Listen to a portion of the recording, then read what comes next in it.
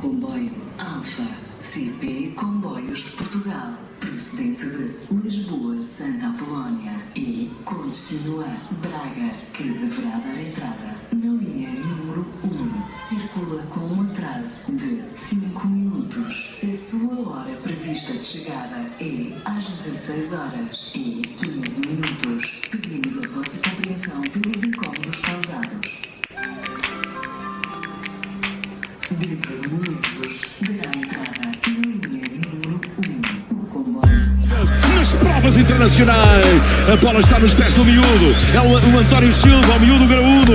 Entregou para lá, encostava a lateral, solta no Ramos, está tapado. A bola veio para Chiquinho, dá para Ossos, vai atirar, espera Grimaldo, está na área, mete por baixo, remate, gol!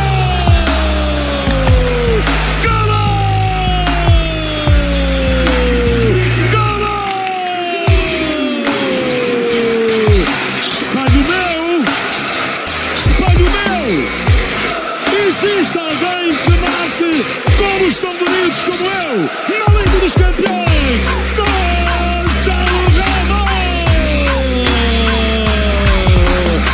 Benfica, Benfica, Benfica!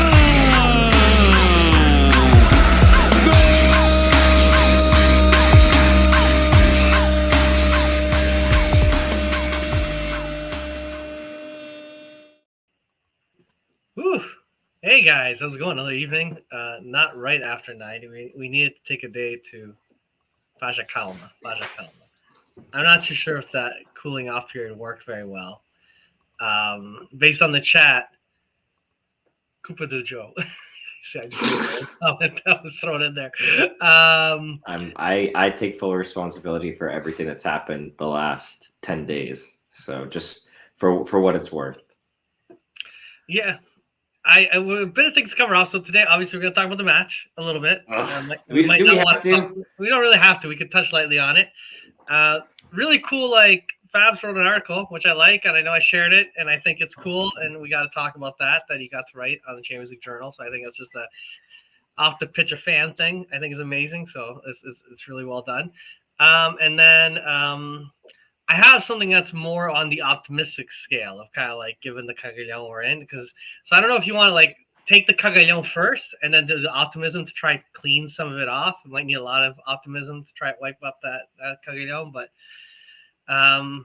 let's. I feel like it's always cathartic to get it all off our chests to begin with. Yeah, and then the weight's gone, it's you know what? Yeah. Yeah, because I feel like if you kind of start you're irritated, you go, "Hey guys, it's okay." It's like no, it's like shut up, okay. Mario. It is not okay. This is not okay. I think it's actually the first time I've come on after an L, so this is going to be interesting. So fuck yeah, man, it's crazy. So, okay, let's just really get it out of the way. Benfica came back from the international break, was able to skirt by Rio Ave. It was a tough battle, barely made it. And humiliated by Porto, terrible showing in the Champions League, fucking lost to Shavs. We went from having 10 points, talking about potentially going up 13 points, to being 4 points away. Still top of the table, but holy shit, life comes at you quick, right? This is one of those moments where things really, really, really spin around. And just for reference, Fabs is out of the UK, and maybe let's just Fabs, what how do you feel just all this right now in terms of this build up that we're building to nothing right now? Can I say one thing before Fabs goes? Fabs, can you also just give people a little bit of context into the whole journal thing? Because I don't think anyone knows about that. And that's a really important detail too, just to give that background. Yeah, sure. So yes, I am out of the UK. It's 1:38 in the morning right now, and I've just finished work. So yeah, I'm here. As you guys mentioned, I do write for the Champions Journal. It's not something I do full time. It's something I started about a year ago. Here it is. That's the latest article. I've done 3 or 4 articles for them in the last year. And they're not very football focused exactly. They're more fan focused. So what I write about is mostly fan experience of there's me and Luis, who you may know from the BA90, of course, on BTV. and yeah, it's mostly fan focused content. So here I wrote about our trip to Lisbon to watch Inter, and just, you know, they asked me to write about what it's like being a Benfica fan, not necessarily about what went on in the game. So Jake's it's got a comment here. interesting. Yeah. You did the Champions. You did it last year also, Liverpool. Yeah, that's right. So I wrote last year for Liverpool, and before that, I think I'd done Midtjylland pre-season as well. Yeah. So yeah, all fan focused stuff. So I mean, little things like the smell around the stadium I write about. Not so much like the actual what goes on in the match. So it's really interesting for non-Benfica fans, so they can get an insight onto what it means to be a Benfiquista. But also quite interesting if you live abroad, like the three of us do, so we can also get a little bit of nostalgia and some flashbacks of maybe perhaps the last game we went to. For some of us, I can imagine. I think for Mario, it's been a while for you since you've gone to the Rouge. Yeah, for me, man, it was 20. I want to say 2019 when we lost the Penta year. I went near the end of the year to watch a half empty stadium fight Morenage. It was Rui Tadia was the manager at the time, and that's the last time I've been to Portugal, and then did a family trip elsewhere to see some other relatives the preceding year, and then the confusão do COVID. And I've not been, so that's why this trip to me is very special, just because it's been so long since I saw family and friends. So I'm very excited in a couple of weeks. So when I write, I actually try and keep fans like you, Mario, in mind, and I want to sort of transport you back to the last time you went to the Rouge, and sort of remind you of how that was, really, with simple stuff like I mentioned, like from sounds to smells to just the colors you see. And yeah, I mean, check it out, guys, in the chat. You can just Google Champions Journal. At the moment, it's the featured article on the homepage. Just show some support if you can. Give it a read, share. I'd really appreciate it. And I mean, as long as the numbers keep going good on the as long as the hit numbers keep going good on the Champions Journal, they'll keep providing me with tickets to go to the match. So you'd be helping a brother out. Yeah, that's it. Home away from home.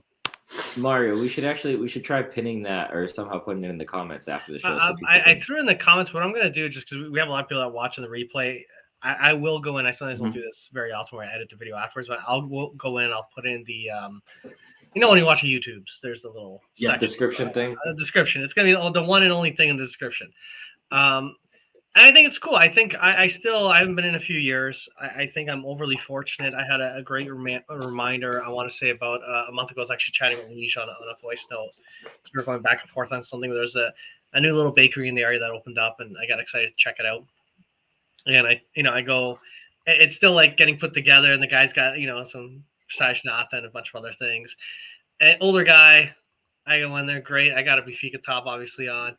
And right away, he's, and I'm like, yeah. This is before the Porto match, right? We started shooting the shit, talking, and then it's, I mentioned, I'm going to go to Luge soon, and I'm so excited, blah, blah. And he's, last time I went was the old Luge. He came as an immigrant, and he's just grinded it out. And my father, same thing, like he finally got to go in recent years.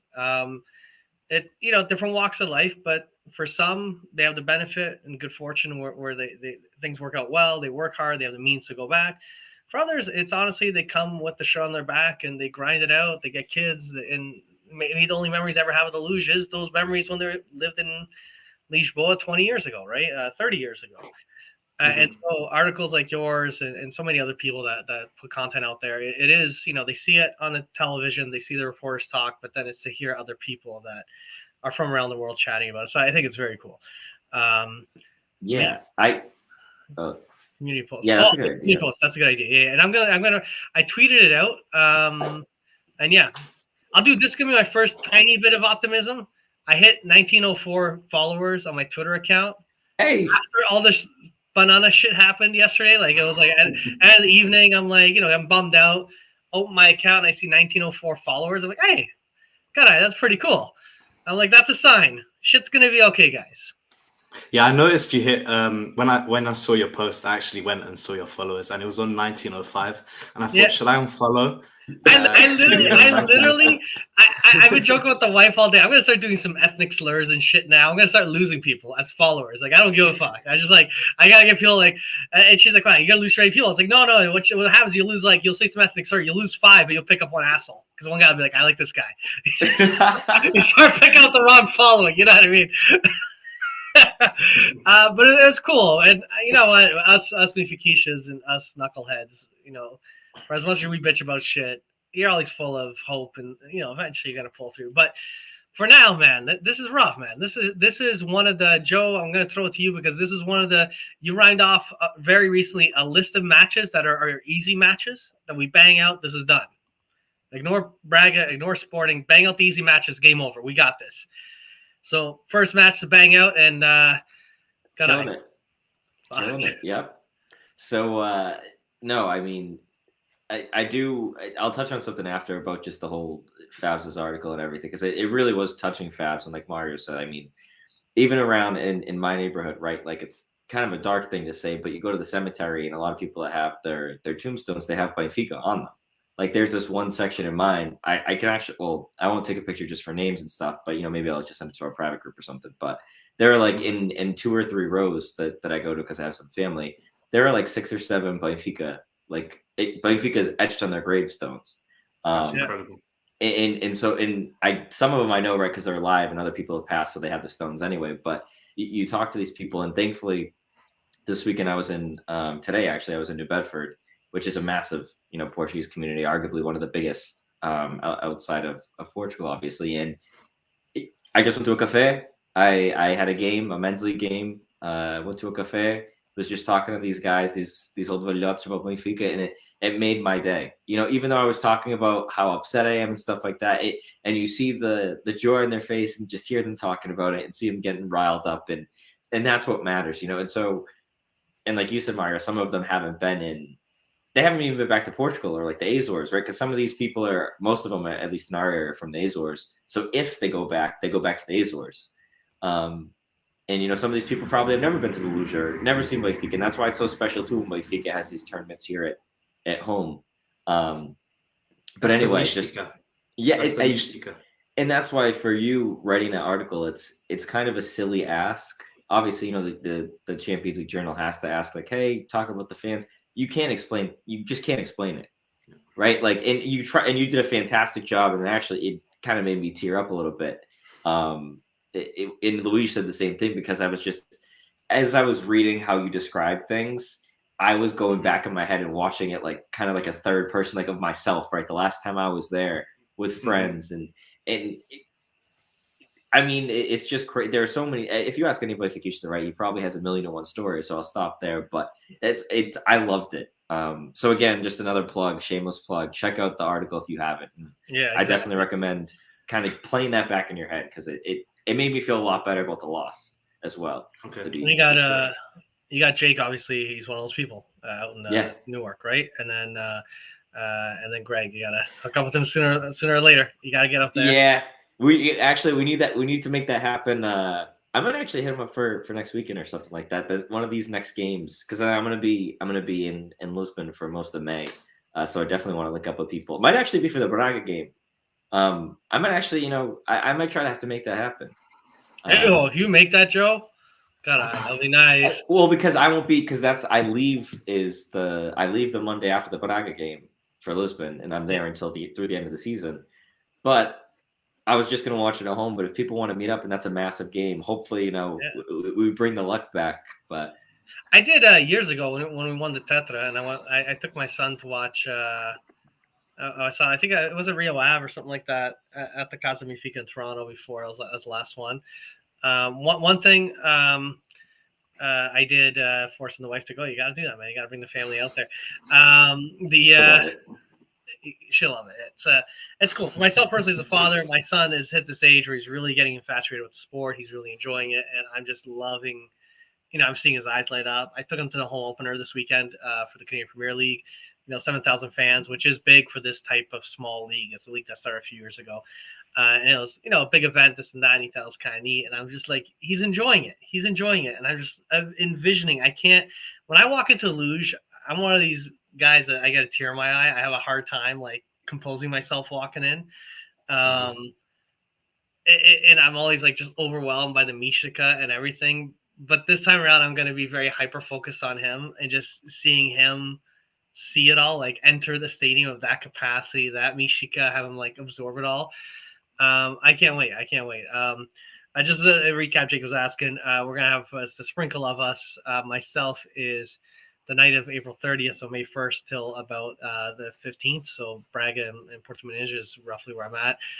Luis is going to be right before Braga. He's going to land, and then Joe's going to land the following beginning of the following weekend, or week, I mean. And so there will be an overlap there. My final's 19th and 22nd to Lisbon, so I'll be gone. But Joe, I think I'll be there for a full week, and I'm definitely I mean, if anyone is over there for sure, just like hit me up. And actually, Nick too in Terceta. I'm in Terceta every summer, thankfully. Definitely lucky to be able to go back. So if you're there when I'm there, let me know. That'll be good, man. That'll be fun. All right, so let's get the Band-Aid out. You got Benfica versus Chaves. Let's just get it out of the way.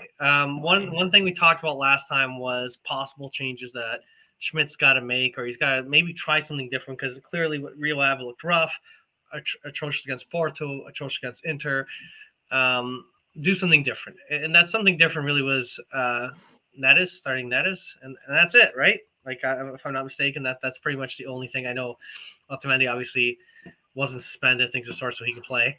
But that was the major change. We talked about this before. In my opinion, I'm not shocked, just because of the lack of depth on the bench. And it's not to say that we don't have interesting characters on the bench. It's that we haven't been doing the rotation the last 6 months, or the last 4 months, or 3 months even, where if there was one of the Bacalhau kids starting, it'd feel like such a gamble. Like, it felt truly like, okay, now you're throwing shit against the wall. Hope it works. I really wish you were doing this sooner as substitutions when you had the opportunity to. So I'm not actually surprised. Were either of you surprised with the lineup, or was this kind of what you were expecting? Well, yeah, because I know that I think Zach just mentioned it in the chat, but Tino was suspended had the yellow card suspension. Yeah, he was forced out basically. Yeah. So right. So and I think that everyone especially after Neres's little backlash, I don't think we covered it we covered it very briefly in the last. Yeah, it was we barely touched on it. Yeah. But it turns out it was true, because they were talking about it through the RTPI broadcast of the Chaves game and everything. He was definitely pissed after the Inter game, kind of stormed back to the locker room, and he was phenomenal in the Inter game and definitely should have started in hindsight. So he deserved to start here. I'm just going to get out in front of it. This right here, according to this, he was the worst in the starting lineup. I just think that's inaccurate. Obviously, SofaScore has their own way for doing these predictions. Well, he was subbed as well, so. Yeah, but even like he was like in the Luis would agree with me, because we had the same sentiment there, which was, look, I think, and we'll get to the substitutions and everything, which were obviously much better in this game, but didn't help with the end result. But Neres was getting behind the defense. He was attacking. I was happy with him. But overall with the lineup, Mario, like you said, yeah, right. Like, this is fine. But again, I think that we looked to the bench and said, okay, you can put up the same. I think with Roger, Neres, it's like one or two pieces maybe to adjust the starting lineup, but that's not the issue. It's the subs, right? That's the main issue. So no, the lineup wasn't a surprise. And also I was happy with it, because I was like, you know what? This is the best team that we should be putting out to start the game, at least. And this team should win. Right. Simply put, this team should win. Like, tell me one name. Go ahead, Joe. Tell me one name you know on the other side. João Teixeira, maybe, but like none of these guys are world beaters. Not even close. You know what I'm saying? Do you guys think we have a bench at Benfica? That's my question. Let's look Fabs. I'll be honest. I think this is one of the weaker benches we've had. I know in recent years we've had a lot of turmoil, but if I look at the last decade, last 10 years, I would put this in top 3 worst benches. In terms of depth, in terms of, I think we got in terms of question marks as well. There's so many. We have a lot of unknowns. We have a lot of kids. Like, I know when Bruno Lage came and he replaced Rui Vitória, I think the biggest fundamental difference is he had a manager who had trained and played with a bunch of guys in the B team week in, week out, and he knew Tino, he knew various of these kids, and went, okay, I have my working 11. I got my bench. Here's the B team I can pull on. Here's who I can put right in the field because I have been managing you for a bit of time now, and I know you. Whereas I don't get that feeling with Schmidt. Like when we talk about some of these kids right now that we see on the names, again, yes, he's training with them during the week, but it's not the same as actually playing matches, several matches with them. You know what I mean? Seeing them live in action. There's a certain level of confidence you need to have. So there's that aspect of it. I think in some areas, like I think an area where we're truly struggling, and I think people are saying it, it's the midfield. Like I feel like we've João Mario was a MVP, was killing it for a while, but he's fallen off, and it doesn't feel right. We're not getting the right distribution. Rafa's really struggling, and so I think, okay, what striker, attacking player do we have outside of Gedge? And Gedge now, thank God, he's healthy enough to be subbed on. I was glad to see that. We needed him on, but I just feel it's thin. Yeah, I think I would say I think that part of the reason it feels thin, to Fabs' point, is that there are just so many unknowns, right? Like when you looked at the benches in the past, Servi, even like a guy like Seferovic, if he just so happened to be on the bench, or you looked at the bench and you said, okay, we have one, maybe two academy guys, right? And then there are a ton of guys that we know can contribute in different capacities, right? They're not going to give you starting performances. Servi's just going to hustle like hell, right? And give you an assist or a goal once in a blue moon, right? Like they each had different roles, but they played them well. And when I look at this bench, Gedge, I think we know what he's capable of, but obviously right now it's a little awkward because at least I wasn't anticipating him coming back until May. I thought he was pretty much out except for the May matches, which is the case with Ba now. João Neves, that's a case where it's a little odd too because he seemed like he was getting chances early in the season and then they sort of stopped for a little when Roger started rotating pretty much those 12 guys that we've seen. Yeah. And then as you start to go down, Bacalhau brothers, everyone knows my thoughts on them. I think they're good. I think they need time. Andreas Sheldrup scored today for the B team, which is the whole thing we can go on. But a quick comment from that's exactly. I think it's a good comment. I think in past years, going back to the Brutalage year or other years, we've had a B team competing in the top 5 positions they're good. These are teams that are getting the kids ripped out of them, put in rotation, and with all that confusion, they were still staying competitive in a very competitive league. This B team right now, like they're Bacalhau kids when they play on it. Today, the one kid I can never pronounce his name that starts with T. Sheldrup. Okay, he played today. No, was it? And no, he scored. No. He scored. Yeah, He scored. He scored. And great, but the team's so disjointed that what kind of, like, when you're winning a lot of your matches and scoring quite a bit of goals like the B team was in prior years, there's a level of confidence. I'm playing well. My team's doing okay. I'm up for the big leagues. That comment, they're fighting to. I think they will avoid relegation. They will, but they're not looking pretty. Like I don't think there's confidence that's going to come out of that when you're calling them up. They're not coming in confident. They're coming in. Well, thank God I'm out of that mess. I look at this bench. I look at this bench and I see 2 players who have the technical ability and are at this stage in their career where they walk into the starting 11. Only 2, and that's Gedge and Lucas Veríssimo. However, Lucas Veríssimo is right now he must be so down on his morale. He went from hero to absolute zero, and I don't know who to blame in that regard. It's just a series of bad luck. But I think we need to get something out of that centre back. And listen, man, I've on the chat I was shitting all over Otamendi. I don't like Otamendi, never have.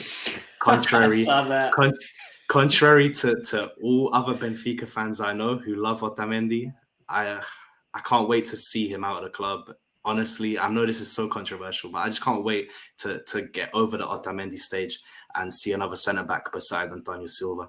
This is chat. I know you're not going to like this. I'll say this one. For a bit, I've wanted Otamendi to renew. This is the match that I was like, fuck. I hope Veríssimo gets up in form, steps up. We need someone younger. Otamendi's been, I think, amazing this season, but he was atrocious. Absolutely atrocious. It's easy for me to shit on Otamendi after this game. It's super easy. but it's the only chance I'm going to get. You've been continuously disliking it, and not saying you've been disliking it. I was against the transfer. I was against the transfer initially, and I've had to shut up all season because the guy's been doing good. He's been putting in performances. He has, but honestly, I can't wait until the Otamendi stage is over and we get another guy alongside Antonio Silva. I know it's controversial. I know, but and so that's going to be something that we'll talk about probably towards the end of the season a little bit more, right? Is what we do, but it is interesting, Fabs, because like you say, if you look at actually the best prospect, or I don't know if it was Zach here who said the best prospect. Sorry to steal that, Mario, for a second. Yeah, that's good. Yeah, it's who's the best CB prospect right now? Tomás Araujo, who's at Gil Vicente, right? So like we have, and he's been getting. The Gil fans are obsessed with him, absolutely obsessed with him. They love him. They've had another hard-fought game to Braga today. Bad luck, 1-0. Their keeper's been standing on his head. They have some big shutouts lately. That's why when I looked at our schedule, I was afraid of Braga. Sporting is obvious big games, but then Gil Vicente was the third. Was not expecting this at all, really. And then it's something to think about because I saw on Wednesday, or last Tuesday rather, when I saw Morato in the starting lineup, Fabs, my first thought right away was, that's how I feel about Morato. I've never been too hot on him. Never. I think that he's sort of fallen off a step. And he's had a lot of chances. He's had several years and lots of chances. Way more than anyone else. But he's not he's not popping out. I personally, I think like you said, on the loan side, interesting characters. I think Verissimo gets back to what he did last season. That guy was amazing. That guy was scoring in the Champions League. We were begging.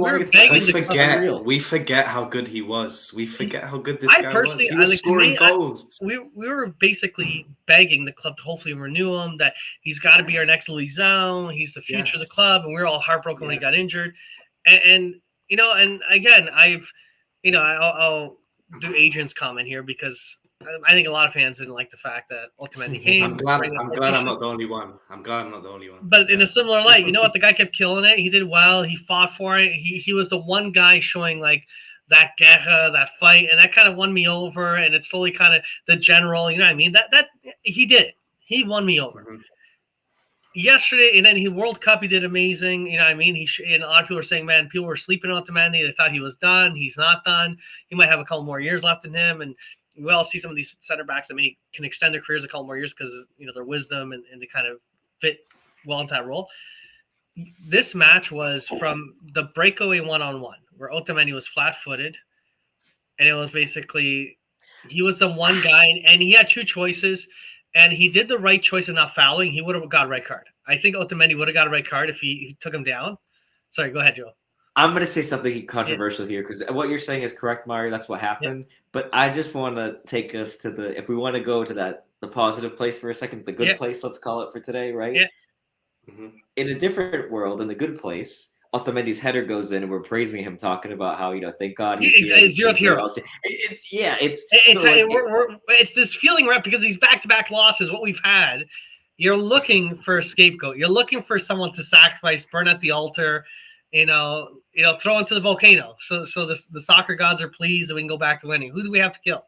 I'm sorry. I wish Andre Almeida was still here because that would be the excuse right now. Yeah, even though he's not seen the field. Sacrificial goat. But honestly, I don't think Otamendi has been scapegoated. I don't see enough people criticizing. No, I think he's had enough good performances that he's getting a pass, and I will say I don't think that's right. I don't think that's right. Personally, I don't think that's right. Chiquinho. That's a good one. Otamendi is not fully responsible for the loss, but he must be spoken about. The performance must be spoken about. Yeah, for sure. He's the guy that's when you're in that leadership position and you're also that key center back position, and you fail. You know what I mean? It is what it is. It's So I hope he turns it around. Again, we hope the team turns it around, but it was painful. It was very painful yesterday. And it was, as someone made a comment earlier, 19 corners. How many, it was me. Mario, that makes me so irate. You have no idea. We had a moment early in the season where we were like, we're scoring corners. Look, it's actually happening. It's like, oh, Schmidt seems to be practicing corners. We complained about this team's lack of ability to score in corners. And then it seems like they've forgotten all over again. or have the ability of doing it. You know what I mean? Like it's So just I missed the first half, right? But from the corners that I remember, You in the didn't miss a second thing. half, all the corners were whipped in, and the keeper comes and claims it in the 6-yard box. Early in the beginning of the season, I remember us playing the ball short, knocking it to the edge of the box, and striking it from 20, 25 yards. What happened to that? Why don't we mix it up? Why is every corner going into the 6-yard box and being collected? Just mix it up. I don't understand. Yeah, and it seems like I don't know what's been happening, Fabs, to that point, but that's literally what happened. Like you used to see Chiquinho or João Mari or Rafa, like you used to see those little combo plays there at the corner flag, and like you said, Right. it made a difference. It kept teams on their heels. They didn't know what to do. It seems like we're just not great at the set pieces, right? But somehow when you put that ball in play, it kind of throws off the defenders a little, and it was working. I don't know. Maybe they're trying new things out.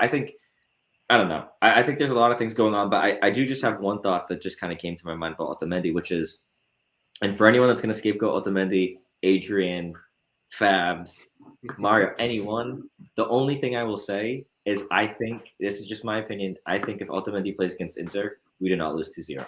I think we either tie or win that game. Because he's a leader. It's different, yes. His urgency, the thing that we lacked when we were down 1-0 in that game, or even 2-0, with Morata on the ball, or even Antonio Silva, who held the ball a little longer. Antonio Silva has been holding on to the ball a little bit longer. I don't think that in and of itself is the problem. I think he doesn't feel the urgency from Otamendi because Morata was there like scared practically, right? Morata was like just surprised he's seen the field again. I feel like I think you need a guy like a Verissimo or an Otamendi that knows. Okay, it's only a couple of years more experience in Verissimo's case, but he has more experience than Morata, right? What are you going to talk about Benfica B? Like, there are levels to it, and I think that we're going to see a difference. What scares me with Otamendi playing in the second leg of the Inter game is I remember the main threat Inter had was down the left hand side, in my opinion. The ball was coming down the left, and they were whipping it into the box. So I felt quite good about Morata starting just because of the physical height. What scares me about Otamendi, again, is the physical height and him having to climb up against Dzeko and Lukaku, for example, for the ball. What would you say to that, Joe? I don't know. I think that just, if you watch the World Cup, you saw an example of that weakness, right, with Weghorst against the Netherlands.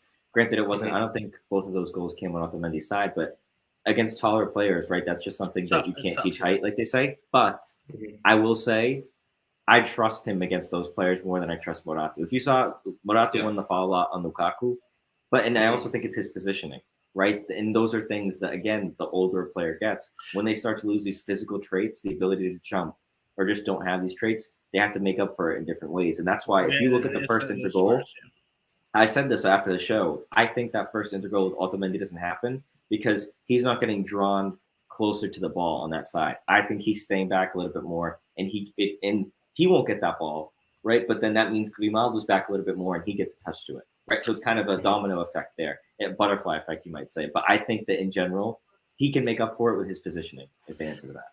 So I was watching the match, and Greg made this point here. Joe, you said lack of urgency. When I was watching this match, my old man even pointed this out. He's like, I like this Antonio Silva kid. He's an interesting kid. But personally, I don't think he's the right kid because he hasn't learned how to distribute the ball yet. He gets the ball and he holds on to it. You know, you can count 1 Mississippi, 2 Mississippi, 3 Mississippi, 4 Mississippi. He basically he doesn't have that urgency to push the ball, and the time he takes, especially with a team like Shavs, certain clubs, especially if it's like Inter, tough team. You want to control the possession. You got possession. If you want to take your time just to kind of control the game a bit more, that's fine. When you're playing a team that's parking the bus and they come at you and they open up, the moment you get the ball, you push hard, fast, burst out, get them while they're scrambling to kind of get their positions. Because that is one of the only ways you actually can get good results in these games. Like the moment, and I hated this with Rui Vitória, Bruno Lage in his tail end, they were doing this, where these teams knew, sit back, soak the pressure, and if we want to pass the ball around, that's fine. Wait till we make a mistake and get us on the counter. I agree with that, Mario, 100%. And it's funny actually that your old man had brought that up, but one thing, not to completely change the subject, but still to stay on the subject of scapegoats. Gilbert, the injury, I want to talk about this, but I also just want to talk about that Ba injury. We never talked about it. If you watch that, Uribe, it was kind of a dirty play. The double wrap of the legs. Completely dirty play. It's I saw it. I actually thought he did his VAR in this day and worse. age. He got away with murder. But and even it's just like that's a dirty play in general, and that's a guy that Uribe deserves to. And it's something where if Otamendi, referencing on the second. I don't know, man. But in general, yeah, I would love to kind of talk about and just hear what your thoughts are on Gilbert for both of you, because I think he's definitely been lost. But obviously, me and Melo were all about Ba. Everyone was shitting on Ba. I was always team Ba, SL Ba. But no, I agree. And back to the Inter game, I found Gilbert very frustrating at times with the unnecessary stepovers when he could have just crossed the ball into the box. And this last game, I was checking the stats. So I think Gilberto had 5 crosses against Grimaldo's like 21 crosses. So that I think those stats might be a bit off, but it was roughly about 4 times. Like I'm looking at Sofa scores. At Sofa score, they say 14 for Grimaldo, and they say 5 for Gilberto. So you're talking like 3 times. 3 times full, 3 times full, 3 times more. For every time Gilberto crossed the ball, Grimaldo's in done 3. Yeah. So, and then he ends up a step over too many, or just ends up taking the ball to the corner flag, getting the throw. But it's just, I don't know, it's just not efficient from him. That's the problem we're lacking with Gilberto. But yeah, Nick, and I don't think that this isn't a bad thing, because Ba, I think that we were forgetting just how long it had been since we had someone in that right back position that could sort of live up to the hype of someone like Nelson Semedo, right? Because that's the last right back that we've had, true right back. And there are things that Ba needs to improve in his game, especially defensively. But the biggest thing is he's fast. He gets back, which I love. Gilbert. And the thing with Gilbert, as much as I want to shit on him, guys, I think we also need to take a step in and just understand that his role is not to win these games or change the games, right? That we have a million other players on the pitch, specifically Rafa, João Mario, Gonçalo Ramos. Like, those are the guys that are Grimaldo. These guys should be changing the game. Gilberto's job is to fight like hell and show us he cares, and he was. Like, first of all, probably that. He's not playing. Here's the thing, Gilberto, to me, a lot of fans like him because of how atrocious Almeida was. He came in and replaced a lot of trash and was a drastic. He was a breath of fresh air. Yeah. Breath of fresh air. Yeah. And he still does, some good plays. He does some good maneuvers, things of sort. But Ba's pace, like, once you get to taste someone like Ba, just like, actually, that was a great example, Joe, that Nelson Semedo, when you had a guy that was that pacey, that energetic, he can burst out. And when you lose the ball, he can burst back and create that pressure to force them to either pass back, and slow down the play from the opposition. Gilberto struggles with that. Like, when they break away, Gilberto does struggle to get back. And this is a good point too, right? And I think that this is where we can blame individual players, but if we're blaming players for being tired, like João Mario, Rafa, I don't think Gonçalo Ramos as much. I think that the issue is just the distribution to him, really. But especially João Mario and Rafa, that just look tired, right? Even Tino. This comes to, again, this is Schmidt not bringing people on late in games that we've won, right? And insisting on the same 11. And I love Schmidt, and he's had us playing some of the best football that I've seen Benfica play probably in, probably the last 5 years for sure, but almost 10 years back, right, to those Europa League teams. I don't think we're quite at that level, but there have been times where we have been, right? Like, he's the reason this team is playing as well. But it's only the man management, to me, that's like the piece. Can I flip it and do a little bit of optimism? Can I do a little bit of that? Yeah, we need it. I know we're kind of getting down on the fact that it's a shitty run. So let's just take a step back. Benfica today have won 23 matches, drawn 2 matches, lost 3. Those 2 of those losses just happened. It was just now. Porto and Chaves. Go a little bit back in time for when we won.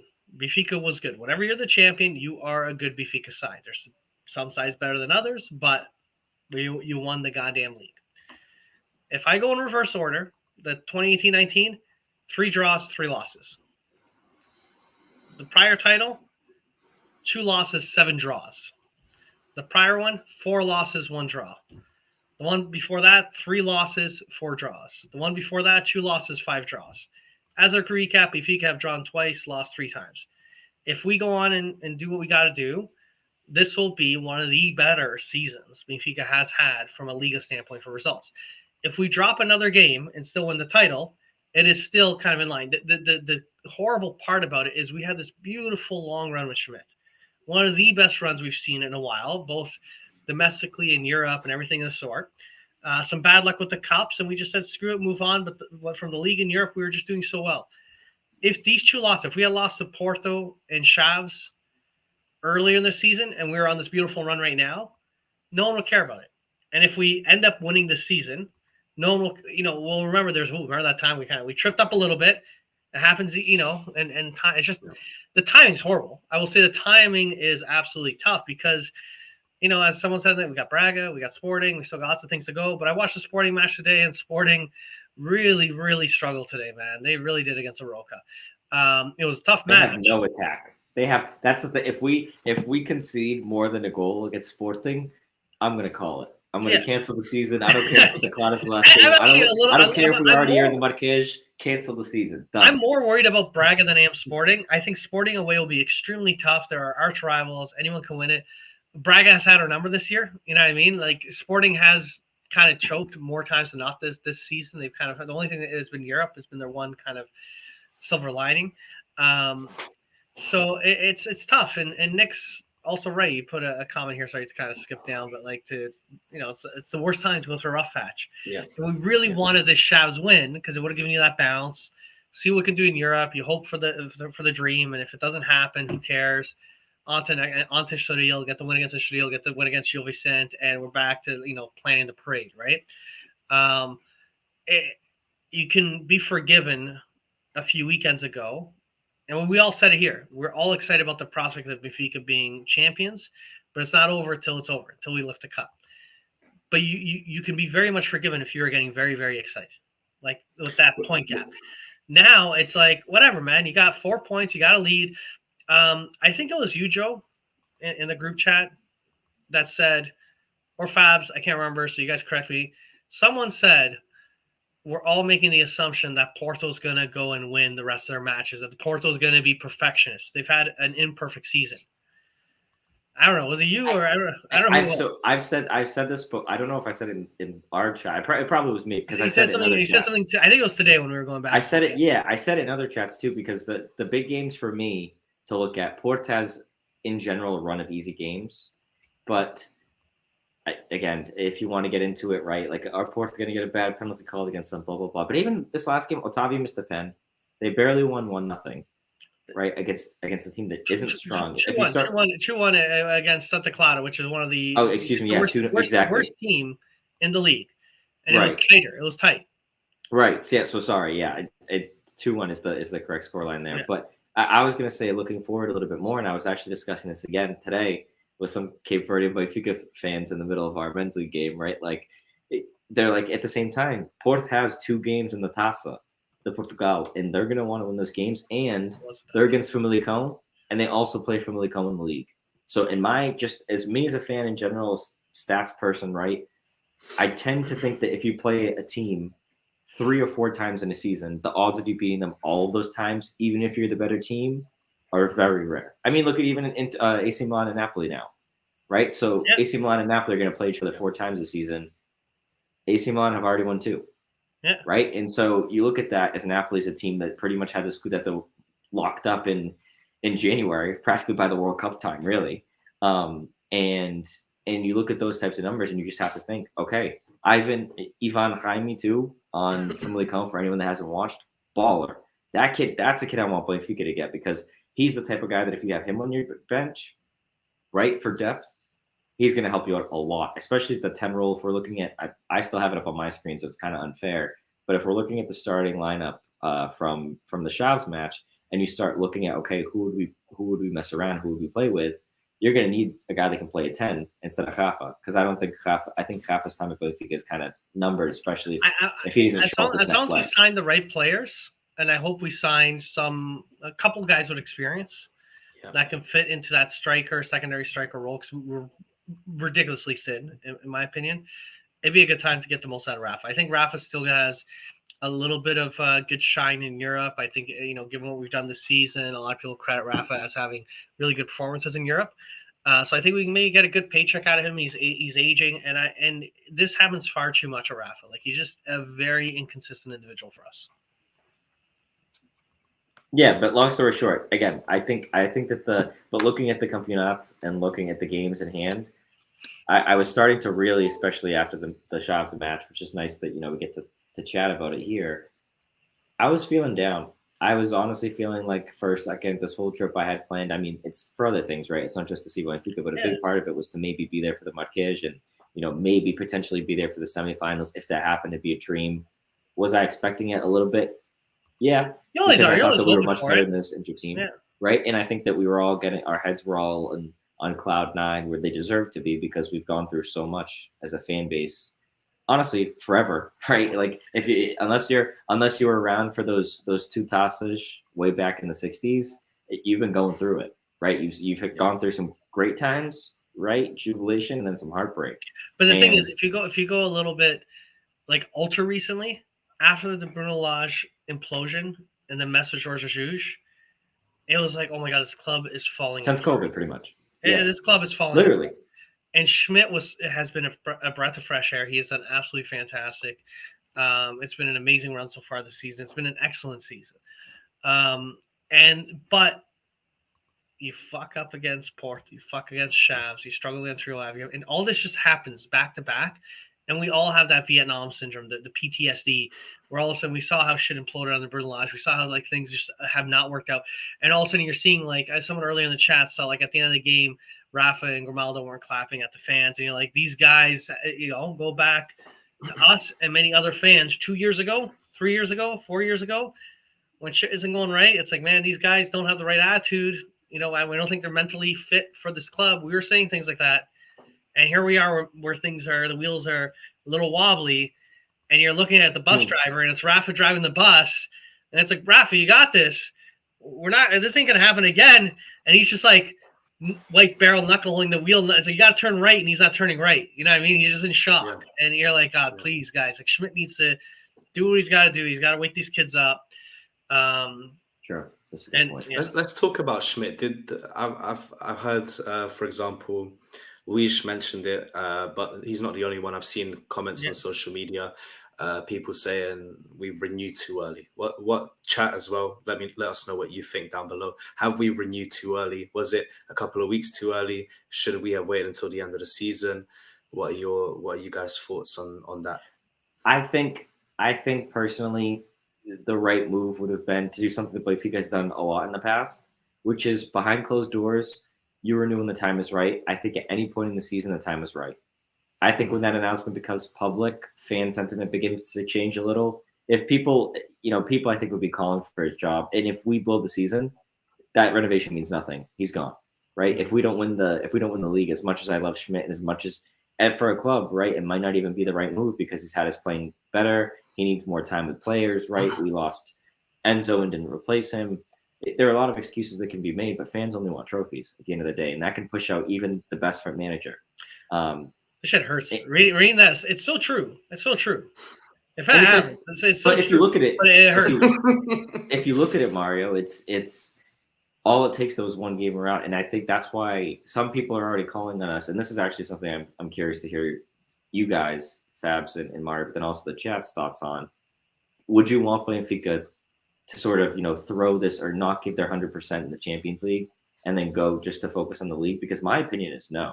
I think if anything, you need a big Champions League game to turn around the league because this team, it doesn't have anything to do ultimately, I think, with the physical, drainage of everything. I think right now that this problem the last couple of weeks is mental.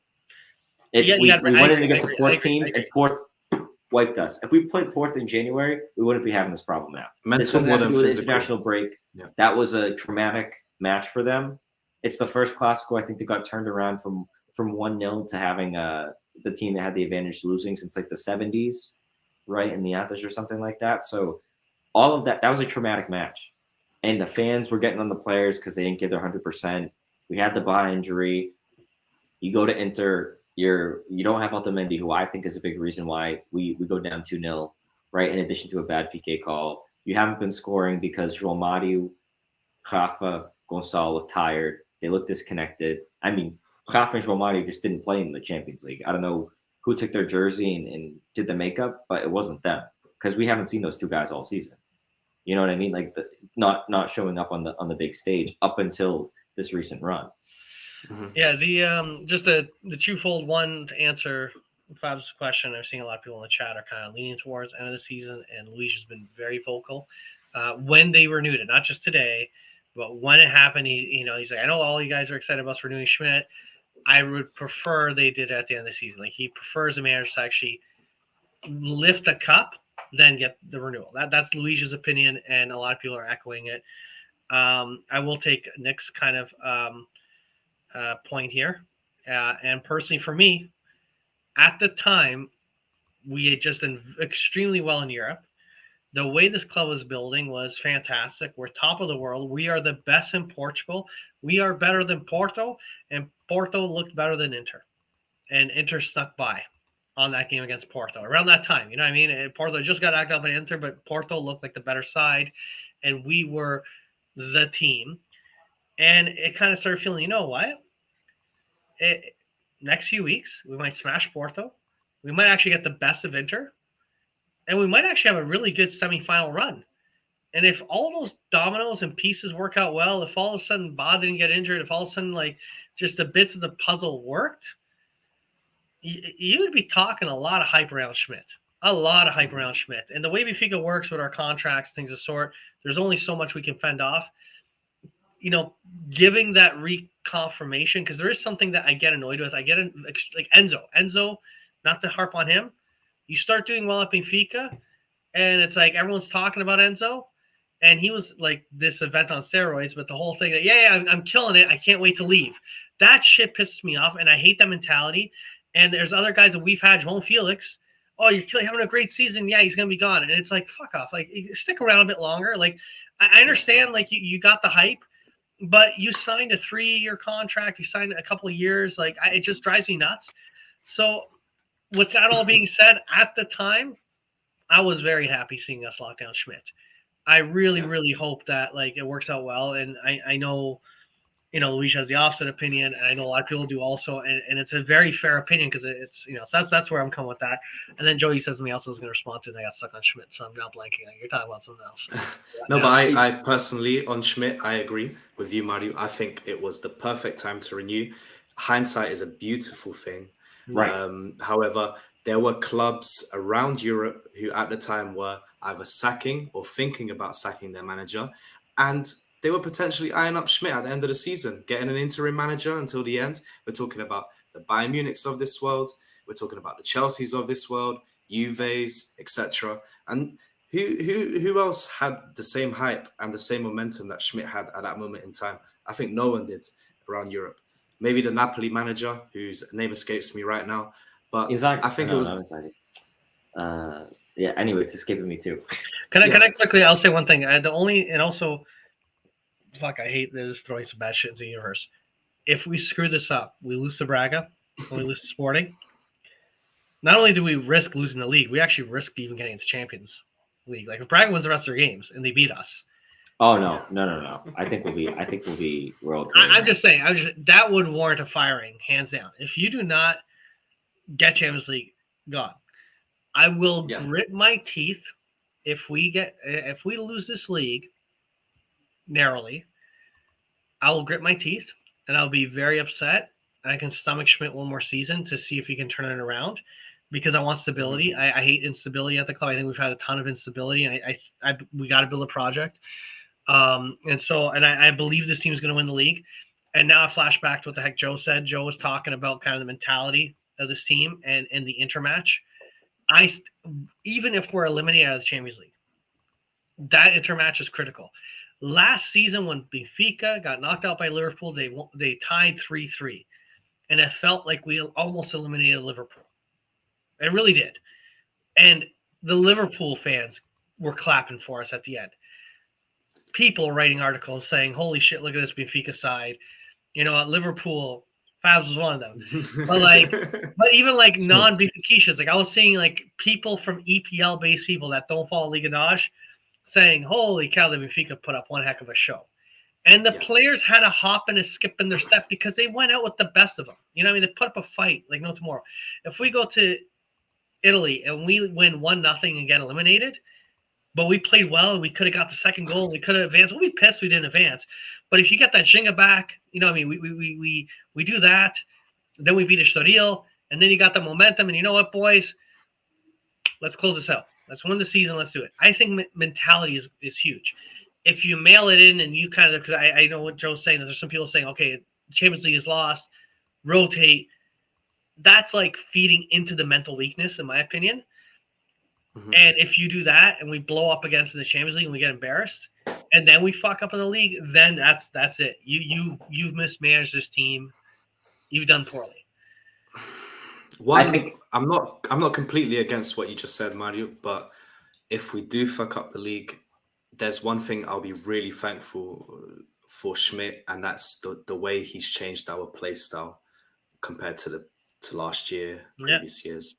I think the high press he's installed in this team is just amazing. And when I take us back to group stages against Bayern Munich, when I saw our team just go out, press them high, and not let them breathe in their own sort of. I'm not even talking about their half. I'm talking about in their penalty area. We suffocated them up top, and I struggle to remember a Benfica side who had the cojones to do something like that. And even if we bottle the league, I'm forever going to be grateful for what Schmidt has done in the tactical sides of things and the way he's revolutionized the way we play. Man, if he bottles the league, of course I'm going to be pissed, of course. Yeah. But he's got a spot in my heart for that. And going back, just real quick, all the past titles we've won, we have won it by losing more games and getting more draws. If we lose one more game or draw one more game and win the title, this will be up there as one of the better finishes of like the last 5 championships we've won. This ends as one of the top 2 in terms of the results and performance and goals and how we play. It feels very pessimistic right now, but it's easy to get lost when we had just these couple of back-to-back losses in this kind of rut. We snap out of this rut against Inter, even regardless of what happens if we're in or out of the Champions League, we snap out of this rut, give a 5 batatas against fucking Estoril, like just come back with a vengeance. Like just, you need that. Also, you got one early goal, a second early goal, and all of a sudden this team just starts firing and they just let it out, right?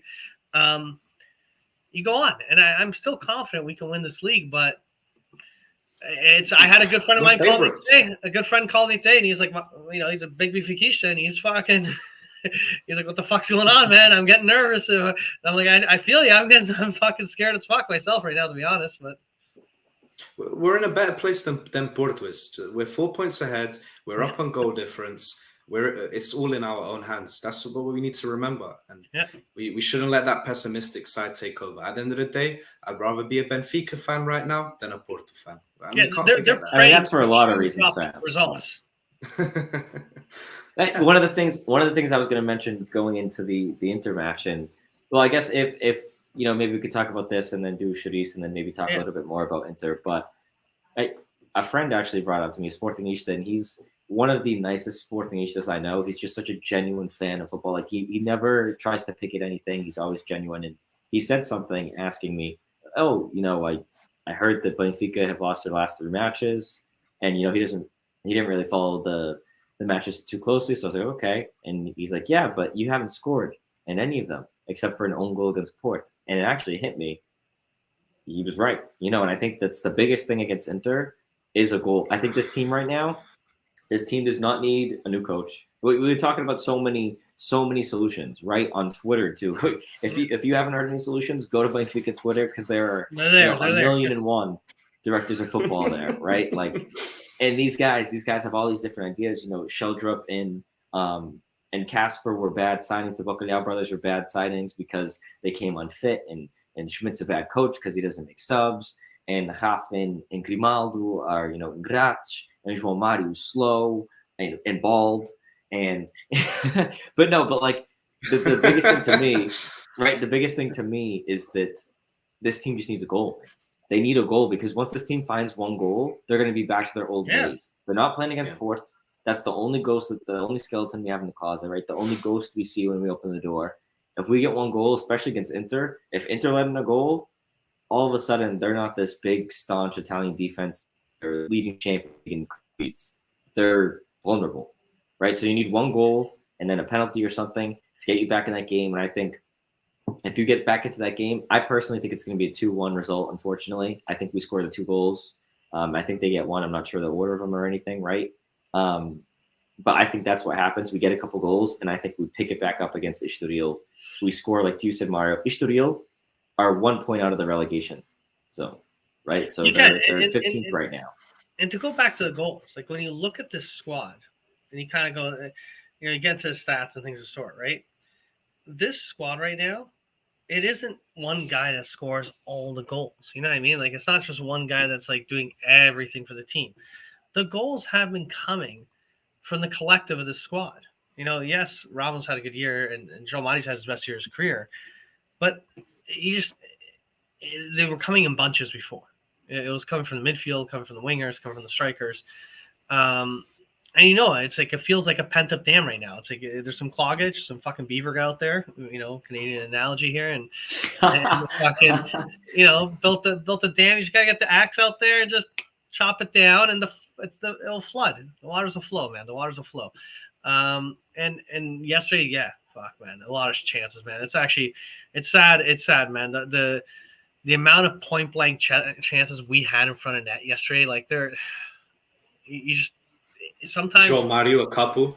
My God, well. Legitimately a couple within seconds, like bam, bam, and they both don't go. But a game like that, that's why I even once I saw those João Mario chances, I think it might have even been earlier, but it was in the second half in the group. I was like, this game's a 0-0 draw, right? Obviously that didn't end up happening, but I was not confident in us scoring because these keepers, man. And I brought this up to one of my friends that doesn't know the Portuguese league too well today.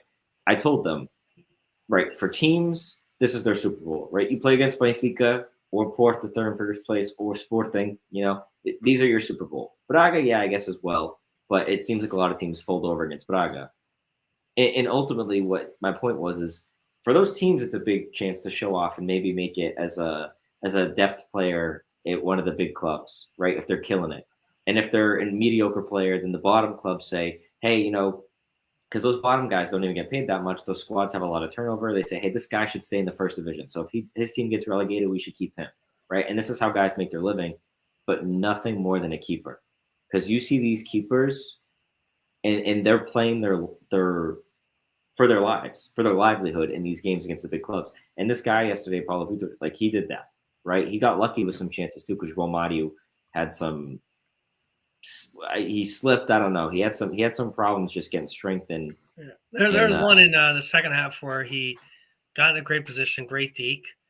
I know. But like his body, I think his body's already swaying to the left, and like it was the lightest kick ever. Like it was right at the keeper. Yeah. And I think this is something we complained about in some other matches is point blank right there. If it goes a little to the left, a little to the right, it might bounce. It might be tougher to save. It's just you have like just a millisecond to react. But yeah, a little bit more power and sway either way. Talks about penalty in the chat. Let's quickly maybe touch on this. There's two things. There's Otamendi leg stamp, and then there's the thing on Ramos with the leg on him. I think it looked from the clip of Otamendi stomping down. It looked bad. Do you think that should have been a penalty? So I initially called for it because there's two things sort of to bring up there, right? There's the leg stomp, right? The studs up tackle to the shin, and then there's the keeper grabbing his leg. So I initially looked at the keeper grabbing his leg and saying, okay, it's a penalty. But the more you look at it, it's sort of like, if you look actually at the full play, not just the screenshot on Twitter. On the screenshot on Twitter, everything's a penalty, right? Because exactly. You need the context. And if you look, the keeper kind of grabs his arm around, but then he doesn't even fully grab it. He kind of does one of these and pulls back. It's kind of like he goes around Otamendi to try to actually get the ball. The keeper's not going for Otamendi. Now, João Pedro, who's speaking of, he's one of those guys that was at Tondela, all these different clubs. He kind of goes around. He's not going for the ball. Or if he is, he doesn't get the ball. He hits Otamendi. If the post isn't there, Otamendi's falling straight back. He didn't ask for the penalty, but I think it was. You know, and I'm not just saying, and I think that is it's one of those plays where if it goes against you, you're pissed. But for us, at the time, I was like, no, this is, we should have won this game anyway. But the more and more that I look at it, right, I look at it and said, that should have been a penalty. Knowing Joel Mario, he would have missed the penalty, so it doesn't matter. But it was such a watching the still, it looks like a penalty. And I we can all get caught up on that. And Jeff was signed to earlier today told me, he's like, Mario, go back, just watch how quick that play is, just that quick kufa zone in front of the net. If that was against Benfica and we got a penalty against us, we'd be pissed. And I'm like, you're right. That's fair. I agree. And so that's the thing, right? Like it's tough. It is. To me, it wasn't our day. And now we got to wake up. We got to wake up against Ishadil. Hey, do you guys want to touch on this thing? I don't know if it's like an isolated thing to Twitter. I really don't know if it's like a Twitter argument that sometimes there's these micro bubbles of people having arguments that they think it's the world shifting argument, or maybe it truly is an argument being had, right? I don't honestly know. There's a whole fight that started a few weeks ago with all to do with the Red Pass and how it's escalating and now it's all about this about match tickets and things of the sort. So just to give the quick Coles notes is there's some people that are frustrated about the Red Pass because 45,000 of the tickets are taken for Red Pass, and there's a very vast amount of people who are foreigners that own Red Pass that don't go to matches, and they have friends that go on their behalf and yada yada yada. But let's call a spade a spade. It's hoarding tickets for a few people and now allowing socios to buy tickets. So obviously for the big events, it gets very hard to get a ticket. And yet the people that have a Red Pass feel very entitled because they have a spot. It's there. They got a spot. They're guaranteed their spot. Who cares if other socios can't get tickets for the key matches and things of the sort. And now this is spilled over to Ishadil. If all these back-to-back losses, there's still some tickets left for Ishadil, and they're all kind of beating their chest. If they really wanted the games, they'd get them now, and they don't want them, right? Yeah. I think there's many things that get lost in this silly argument. I think there is still a factor that there's a tremendous amount of people who are Red Pass. I'm not a Red Pass holder, but there's days I debate about buying a Red Pass just to not have the stress of when I do go to Portugal getting tickets. But there's a large amount of people that have Red Pass that do not go to 90% of the games. They got some friends that borrow the tickets and go, or they scalp them. There's the scalpers. You go on, you want a ticket to Braga. Braga's not for sale. There's Red Pass holders right now selling them for $300. They make their living off the Red Pass. These people, right? And not all Red Pass holders. It's a minority of them. Right? I'm an economics individual. I work in finance.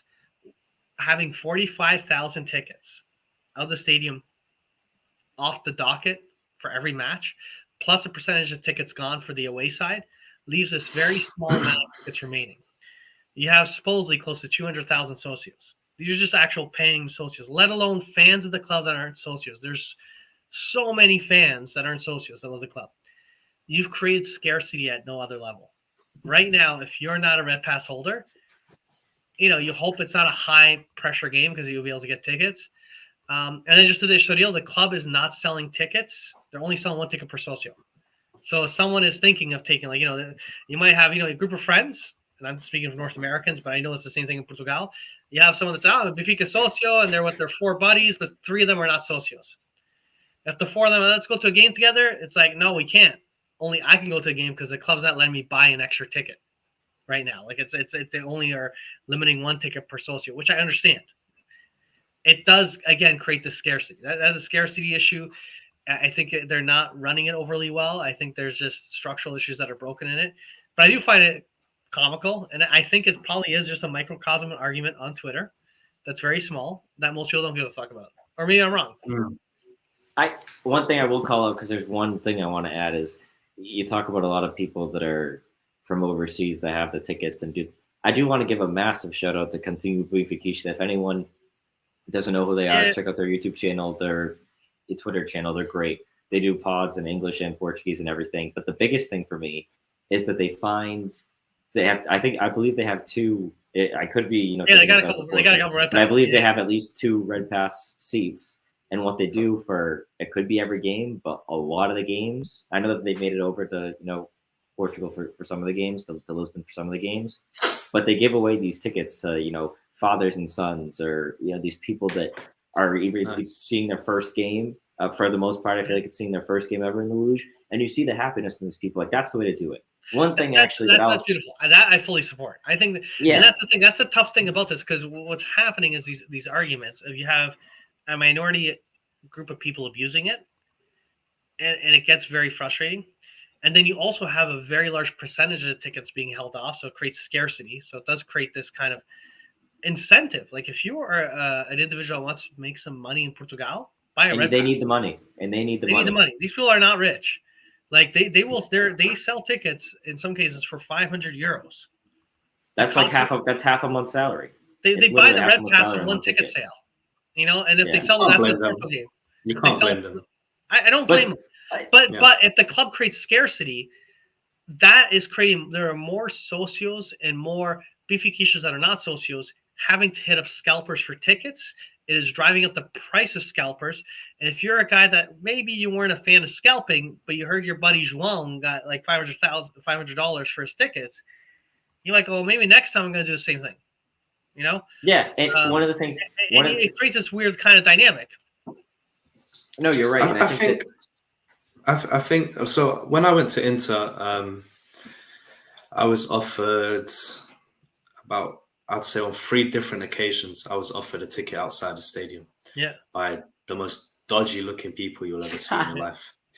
I think our country is so small. Our population is so small to the point where if you don't know someone in your family who's not a Red Pass owner, a family member will know someone who is. Yeah. In most cases, so you don't have to go and buy a ticket off the dodgy man in the corner. So you'll end up getting a ticket from someone you know.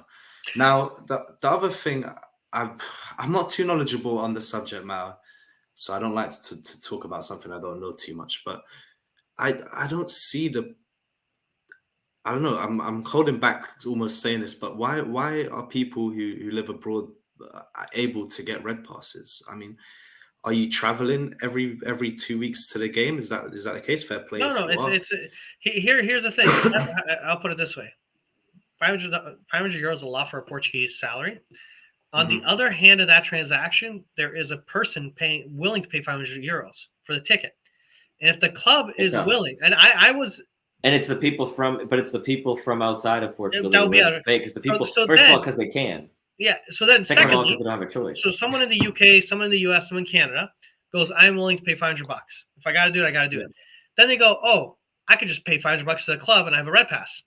This way, when I do go to once a year, I don't have to give it to a dodgy guy. I got it, and I have some friends that'll let them borrow the red pass, and I'll flip the ticket on the club website for anyone who wants to buy one. But again, and this is truly like actually this is a perfect example. You said, Fabs, Portugal is a small country, small population, smaller economy, supply demand. If you allow this many red passes on the marketplace, you're really limiting the amount that the average person can get. It just feeds more into this. Like I have the means. I'm kicking the tires. I've kicked the tires the last few years of doing it. I haven't done it. I really understand why people do it. Like I'm not shitting on them. Like I know a lot of people personally that do it. I have a personal issue with it because if it's back to the old days where you really didn't have red passes and it's the socios who buy the tickets, and the club had the metrics before that if you went to 12 games, you get first stake. If you only went to 1 game, you get next. That I will get because you're rewarding the guys that are there for the early in the season in the shitty weather in the rain against Porto Muniz, at the luge, against teams that maybe less people have hype for. I fully respect that, saying, okay, we're going to open up allotments to the regulars first. You guys that are there week in, week out, you get first dibs. Perfect. Then the rest of the mass market socios get it. But when you have the red pass, you only really get like a small allotment. And you are feeding into the idea that more people internationally should be buying red pass. And then that also feeds into the local people saying, maybe I should get in line for a red pass because if I make 500 euros, it's going to make a lot of money for my family, right? I can pay my season's tickets one sale and everything I sell on top of that is gravy. But this isn't a Benfica problem though. This is I think this is a foot problem because the same thing happens here in the Premier League. You get people buying Arsenal season tickets for £1,000 to £1,500 season tickets, which is just below the average monthly salary, one average monthly salary. And they do the exact same thing. So by all means, this is not solely a Benfica No, I issue, agree with you. I think this is an issue that's existed for ages in the EPL. It's existed in North America. It's existed in the Bundesliga. Portugal did not have this issue because of the socio system. Because Arsenal, United, they don't have a socio system. The club is opting to go to this other method. And here's the rude wake-up call for people in Portugal with the Red Pass. Supply-demand economics dictates if there's high demand and there's a high waiting list, the right thing for the club to do is increase Red Pass prices. And if people in Portugal can't afford it, tough shit.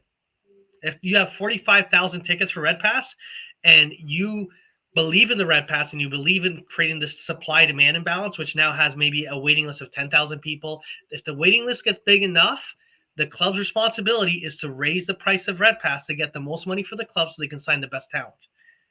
Because at the end of the day, if you sell all the Red Passes and there's still a waiting list, and that's how these clubs in North America do it, like NFL, NBA, all the major sports leagues in North America do it. This is how the EPL does it. This is the capitalist system that they've run, where you kind of go, as long as you're fully sold out and we got a waiting list, the way that they run their numbers, they do not raise their season ticket price if the waiting list is short. They wait until the waiting list is very large, then they raise the season ticket prices. A bunch of people say, oh, this is outrageous, I'm not renewing. And then the news announcement is, we sold all the season pass again. Then they wait for the demand the following year, and you have this upward pricing that happens. And the challenge with Portugal is that they don't have the economics for it, but internationally, Benfica is an international club, and they do actually have the economics for it internationally. And so that is the risk they run by going down the North American paths of going via the Red Pass. That is copying the British model, the American model. And I worry that maybe one day the club could find itself in a bit of hot water with not the club itself, but some of the people that can't afford tickets. And I still am a believer that us socios, if we have 200,000 socios, the point of us all being socios is we subsidize the price of tickets. So some guy that's a factory worker in Portugal that makes 500 euros a month can spend €5 to go watch a game and does not have to like not be allowed in. You know what I mean? Like, that's always been my take on it. I'm sorry for like ranting on it, but yeah. No, I mean, I agree with a lot of the things you guys said, and I definitely agree with what Cynthia said too, right? Like, I think that maybe there should be some sort of cap set. And I was even thinking for a second, it's like, oh, one problem to the whole people getting red passes and selling them and gouging the prices would be, oh, it's like a season ticket where, look, you bought the season ticket, you bought it. If you look at per match, you're buying it at a reduced rate versus if you bought it for each mass. And then what you could do is say, hey, you can transfer your ticket to someone, but you can't profit off of it, right? That money goes to the club or something like that. Like, the other person's still paying unless you transfer it to a friend. But then you get into the problem, which is an even bigger issue, and it's going to bring link to my second point, right? Is, okay, then you're going to have empty seats, and right, and no one wants to see that. And one of the things that pisses me off is every single match. Show me, there may be one or two matches. PSG is one of the ones I can remember. I think that might be the only one I can remember where I've seen behind the goal where the clock is completely full. There are always seats, even if it's a couple seats in those first few rows, and that. I know it's because they also don't sit in their seats right and they do the whole thing. That absolutely infuriates me because I look at every single Champions League match. Show me one Champions League match, unless it's like Marseille, for example, because they kind of do the same thing with their clocks, that don't have, the seats filled from row one up until the rafters, right? That frustrates me. Like, just as a quick aside. And the issue, again, is you want people in the seats, and the club does the Red Pass because it's a way of guaranteeing revenue.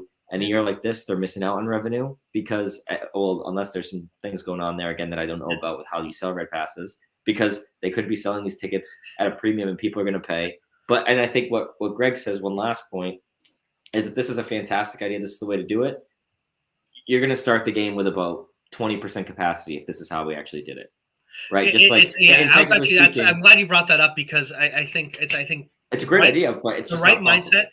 To have 65,000 people enter a stadium and do double verification ID with integrity and honesty of actually truly verifying, you bottleneck the entire system.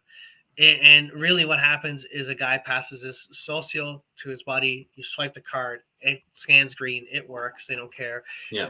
Dortmund, the way Dortmund had done it, because Dortmund ran into this issue where they had the season prices got out of control and they started getting empty seats, and even those season ticket holders. So they started kind of coming up with this rule saying, okay, if you miss X number of games, your seat is empty and it's season ticket holder, you lose your ticket next year. You can't renew.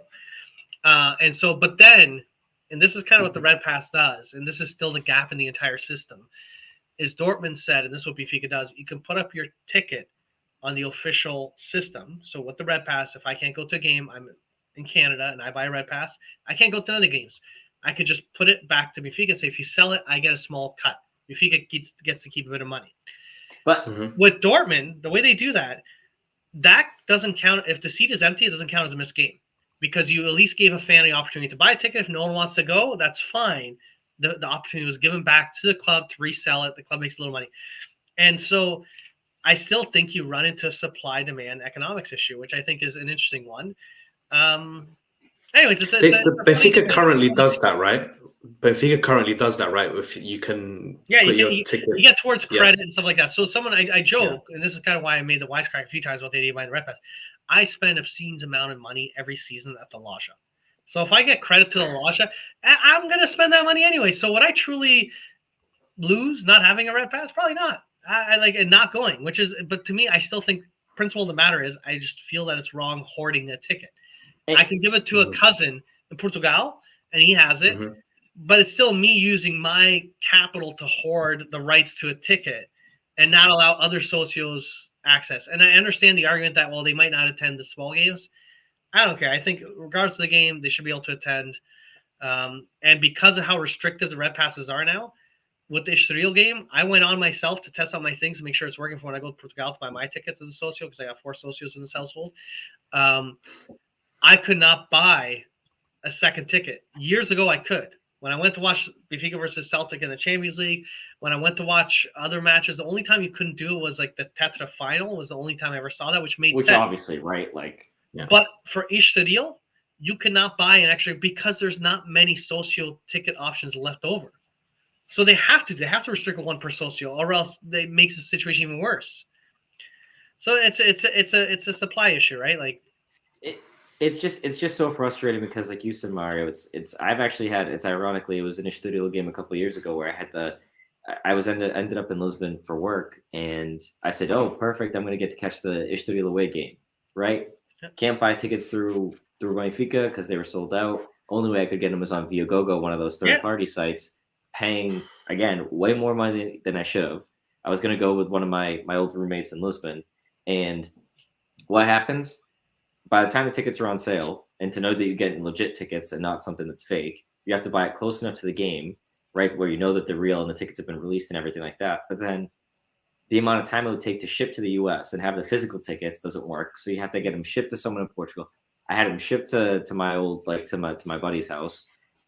He wasn't there, because he was at school or work or whatever it was during the day. So then the next day he could have gone to go pick him up from the DHL or whatever it was, right? The Quay, they're closed. So I ended up not going to the game. Actually, that was the day I went to the Sporting game because my friends are like, hey, and that's the day we drew against Estoril, ironically, with the last minute header. But long story short is we go through all these different hoops. And when I went to go see Porto away both times, I paid, I could have bought a Red Pass just with what I paid for those tickets, right? And I did it because I wanted to see my club. And if it was against Chaves or if it was against Vitória and I was in Guimarães or Aroca or Tondela, I would have done it, right? I don't care who they're playing against. I just want to see my team play.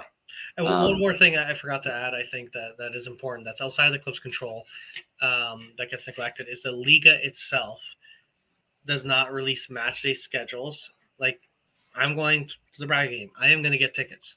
I'm confident I'm going to get tickets via my socios, and worst case scenario, I will go the third party route. But the tickets are not for sale yet. It's a few weeks away. It's this weekend. It just went up this Friday. The fact that these tickets go up so late on the system, I think it creates for poor planning. It creates for these imbalances. Ethan, what about Ethan? Ethan, not to put his plans on blast, but poor Ethan is going to be in Portugal, or is looking at booking flights for which day he's going to come back. He wants to buy tickets. He's not a socio, so he's just waiting. Where's the public release? The tickets will, but the thing is, here's my issue: is like because they wait so long to issue these tickets, if they had done this 3 weeks ago, if the league, and this goes on the league, if the league was properly running match schedules, and they make a requirement that you must put this shit up over a month in advance. If the socios don't buy it, you have 3+ weeks of people who are Benfiquistas that live in Portugal or live in the thing, and they look at their calendar and they go, you know what? I've looked at my work schedule. I'm actually free that weekend. Hey, João, do you want to go with me? We'll buy some tickets and go. And you will sell more tickets. You will sell out these stadiums a lot easier if you don't create this compression. This like you put this pressure, this bottleneck. Just quick story on your story about. Sorry, go ahead. No, go ahead. I was just gonna say just because you said your that Vigo site is a lifesaver. I know so many people that have used it. It is like it's legit. It is legit. It creeps me the frig out when I see like tickets. I can buy Braga tickets right now on it. It feels wrong because I'm like, they aren't even for sale yet. But they haven't been up, right? Yeah. But it's the Red Pass people. The Red Pass people are all over that website, right? I did it years ago. I bought with my socio the Tetra final, but for the Taça Portugal, it was based on how many games you went to. So those people got all the tickets first. So I was like, it is what it is. And some of those are those individuals that go on a regular basis, but they also flip the tickets, right? And I got it, and I hate it. It was a terrible experience. I went. I loved the game, but I only got the tickets the morning of the match. Like the guy's like, yeah, you're gonna pick up. I got the tickets. He's like, the Saturday morning is when we get the tickets. I'm like, Mike, I don't like this, man. Why does the Portuguese? Why do you guys do this shit? So all last minute, it creates and to them it's nothing. To them it feels normal, but it's just a society thing, right? It's how they run it. So when I was in Inter, I was speaking to obviously I went with Luis. I met a few of his friends that live in Lisbon. Yep. I'm not sure how well known if this is a well known story or not, or if it was just something that I heard between a few individuals. But there was a story going around of this guy who sold his ticket to another individual, legit ticket, and then he records himself in the stadium, saying, hey, I've just sold a ticket and now I've gone into the stadium with the ticket I've sold. And this other poor guy who's bought the ticket, legit ticket, he thinks it's a legit ticket, which it is, now can't get into the stadium. So then you've got guys like that who sell legit tickets as well. And absolute scumbags. Yeah. So thankfully, this Viagogo website that you guys are mentioning seems to be okay, but just you can always be careful. Be careful, guys. As soon as you're not buying a ticket directly from the club, this is a big disclaimer. I know a lot of people that have done it. I've never heard of anyone getting burnt on it. It does not mean it doesn't happen. There is a tremendous amount of people that go after it. I think the Viagogo thing, the way it works is you have to set up an account with them. So if you buy it through that website, they take a cut and you get a cut of the sale.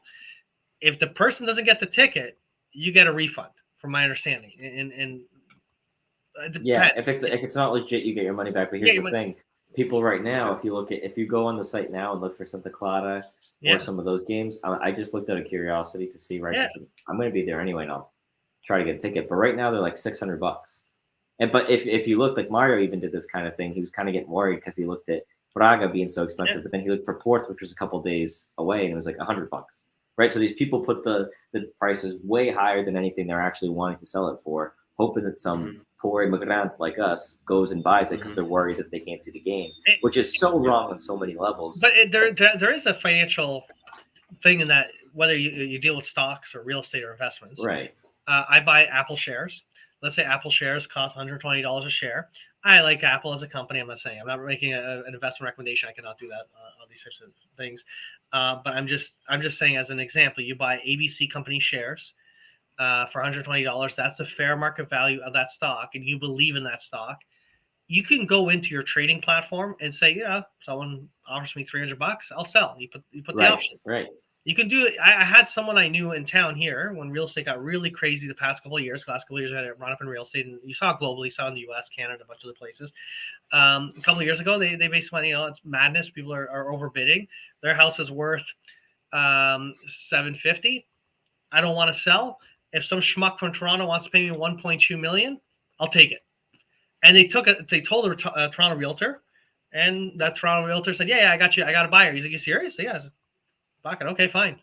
In his mind, it says the house are going for $750,000. Maybe someone's overpaying for $850,000, 1.2 years, whatever. But there are people who will buy things without.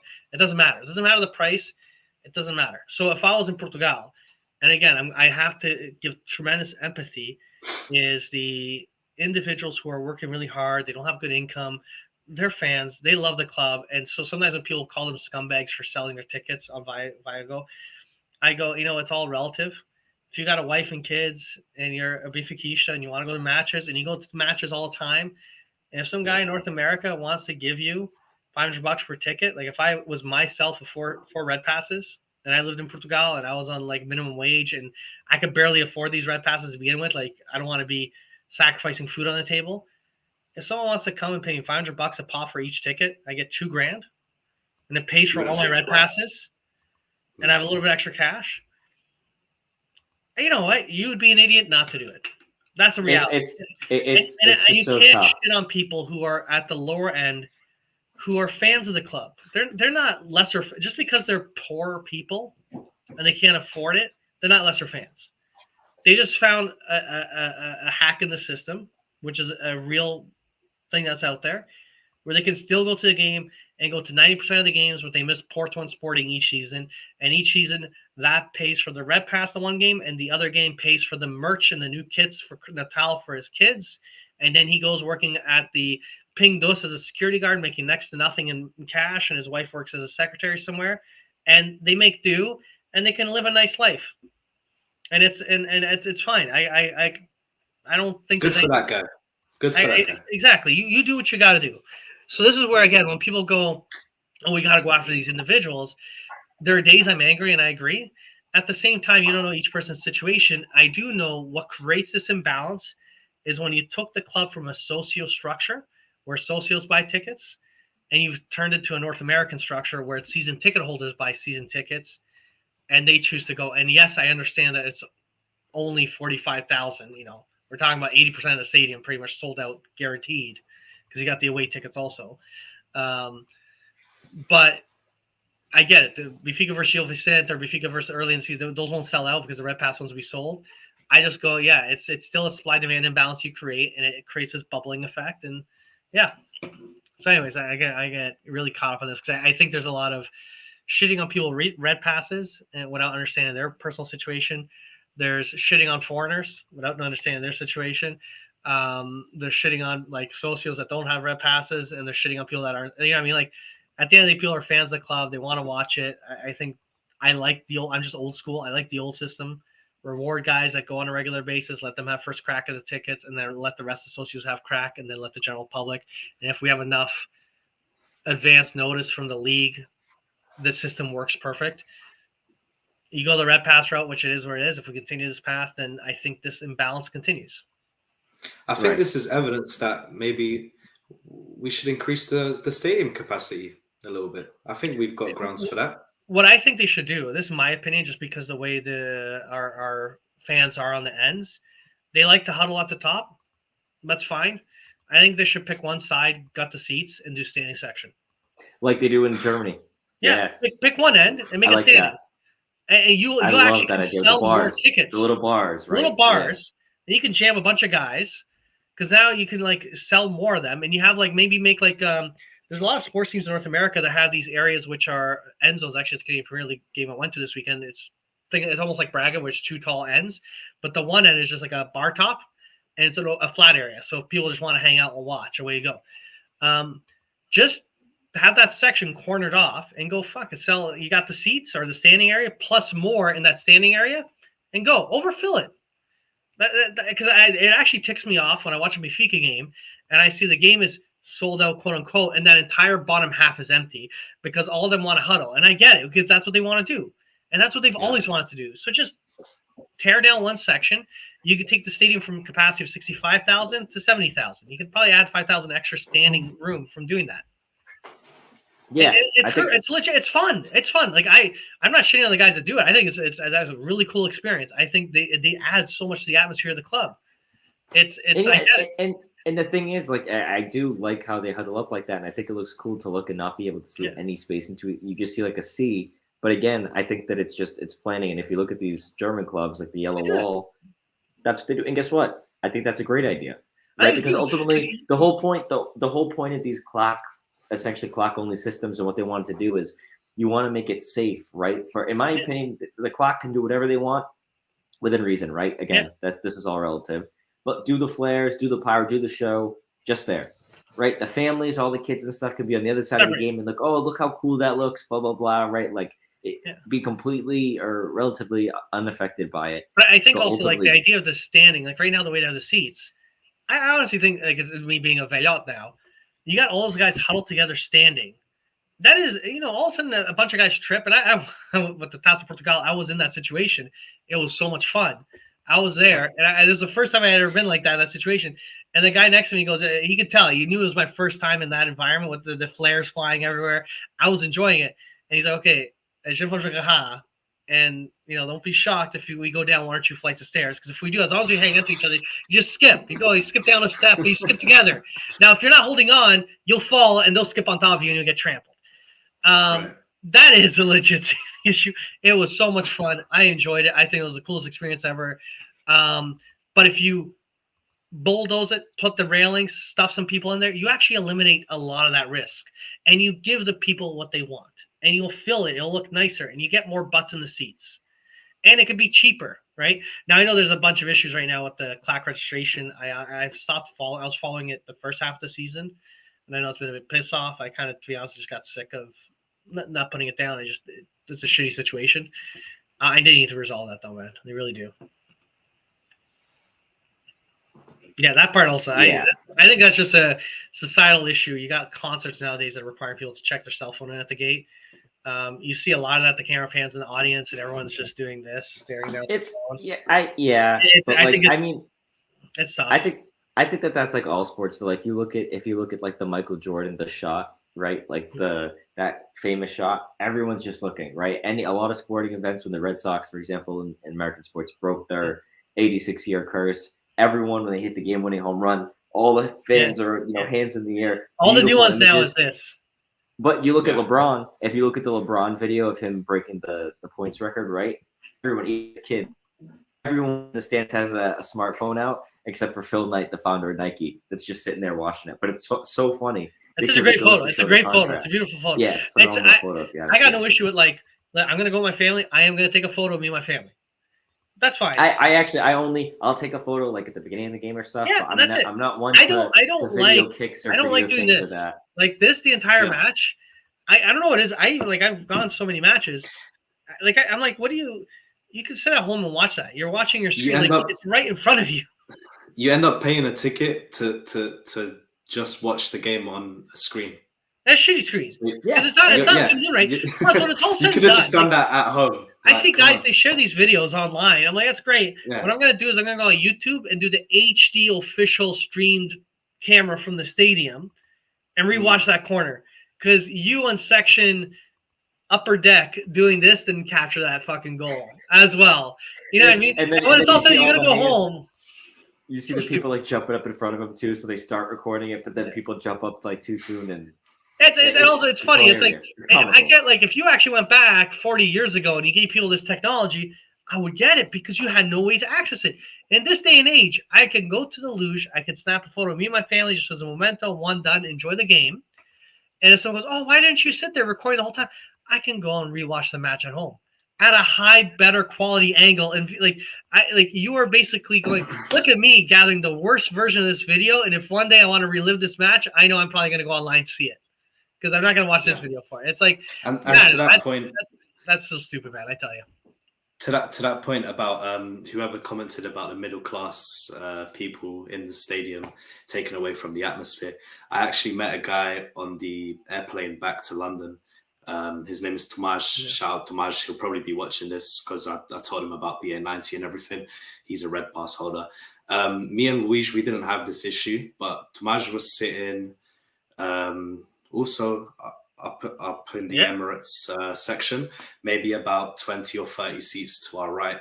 And he said he was getting hassled all game by a bunch of women behind him saying, "Hey, sit down. We can't see the game. Sit down, sit down." And this guy just wanted to do what me and Luis were doing, which was stand up and cheer his team on. Yeah. So you do get. I think know, there was but two or three women behind this him telling him, "Senta. Não conseguimos ver o jogo. We can't see the game." And he said that just took away from his experience. Yeah, and you get that. You get some people. I saw some people online saying, It's unfortunate. they love. And here's the thing. Again, I'm going to be harping on the red pass situation again. For the regulars that go, part of me in the socio system, you buy a ticket where you can buy a ticket and you go. And you're mixed. You're with the Kung Fu Zone. You get one ticket, you get 4 tickets, whatever you do, but you're all mixed together. You go to the next game, maybe you sit in the same area, maybe you sit three rows over, whatever. I have been a season ticket holder. MLS, I've been in the Canadian Premier League. As a like I'm right now, I've decided not to do it this past season. But I tell you from experience, for stadiums that are run by season ticket holders, you get used to your audience and your crowd around you. Like there's Joe, there's that guy, I see you guys every weekend or every other weekend, except Jim's not in. That must be his nephew, or that might be a friend he sold a ticket to, or whatever. But eventually, that does kind of create a more domesticated, calm environment, you know. Mm-hmm. Whereas, like when you go and the seats are shuffled up a little bit each time around, you have a little bit more energy, a little bit more fuss. It becomes that guy went to the stadium. Those ladies there, that group of ladies go there every weekend because maybe they have Red Pass and they go there and they sit there and they follow the what's going on at home and they watch the game and whatever. Like them is like they're calm all the time. They want to see the match. They want to be there. Now I also believe that there's areas that are more standing, more rowdy, and areas that are more family friendly. I think the club maybe should do a bit more advertising and kind of this area is for this area is for that, because when I take my kids, as much as I like Malouch, I'm not going to be looking. I'm not going to buy tickets with a Malouch. If it was just me, I would love it. I would be in heaven. I'm a heavy guy. I don't think they can throw me up in the air, but I'll throw someone up in the air. You'd be the biggest Malouk there. Yeah, I'll be like a macaque throwing it around. But but with my kids, man, I got my daughter, a 7-year-old. I'm going to be somewhere nice. We're going to sit down. If people are rowdy around me, I'm going to love it. If there's a bunch of veloci around me and they're not as rowdy, I'm just going to try to control my energy as much as I can to not be a dick around them also, because at the end of the day, you know, if it's a bunch of other kids, like this weekend, it was with my family, and it was a bunch of kids around us, man. And I thought it was fucking hilarious because the kids are rowdy as heck. Like, I was talking kids that were 7, 8, 9, 10, and they're like trying to start the chants up. And so when they start getting a chant going, I would just jump in because it was hilarious, man. Yeah, you got it, right? The little kids. I love that. I absolutely love it. But you gotta kind of sometimes it is what it is, right? Like if you get stuck in there. Yeah. Do you guys want to? I know we've been really running long in Fabs. It's kind of late. Do you want to do like a quick shitties in the match for the last game, and then that's pretty much quick shitties. Here we go. Cool. Let's do it. I'll do that. I do switch the background. Let's show the video. I'll use the video.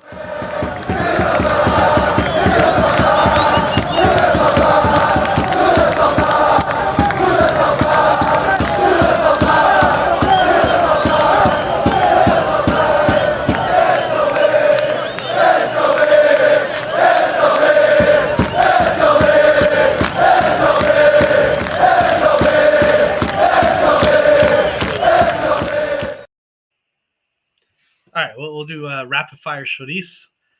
Do you want to go first, Joe? Or I actually also just got got a calendar invite, so it looks like I will not be watching the intermatch live. So I might have to do what I did for the Portugal, and hopefully it's the same result. What I did for the Portugal Switzerland game for that match, I completely went zero dark 30. You know, all my notifications were off. Told my parents, don't talk to me because I can tell by the way you talk to me if they won or lost. Told my girlfriend, told everyone, told all my family, like, listen, don't talk to me.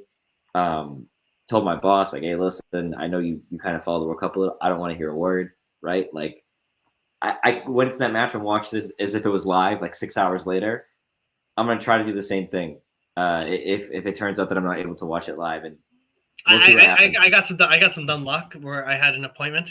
And that appointment, you know, emergency happened, and he needed to meet me on Friday. He couldn't do Wednesday. Like, literally, I honestly didn't set this up sometimes to do, but you know, I didn't. Right now that slot is open, so I get to hopefully watch it. We'll see how it happens. But I know Boris asked about the watch along. It'd be tough. I asked Luis sometimes. That's a no go for me, unfortunately. Yeah, it'll be tough. For me, I'll likely I'll do what I've done in some cases. I'll put it up on the one screen on the office, and I got 2 big monitors, and one will be Mafika and one will be me not doing spreadsheets.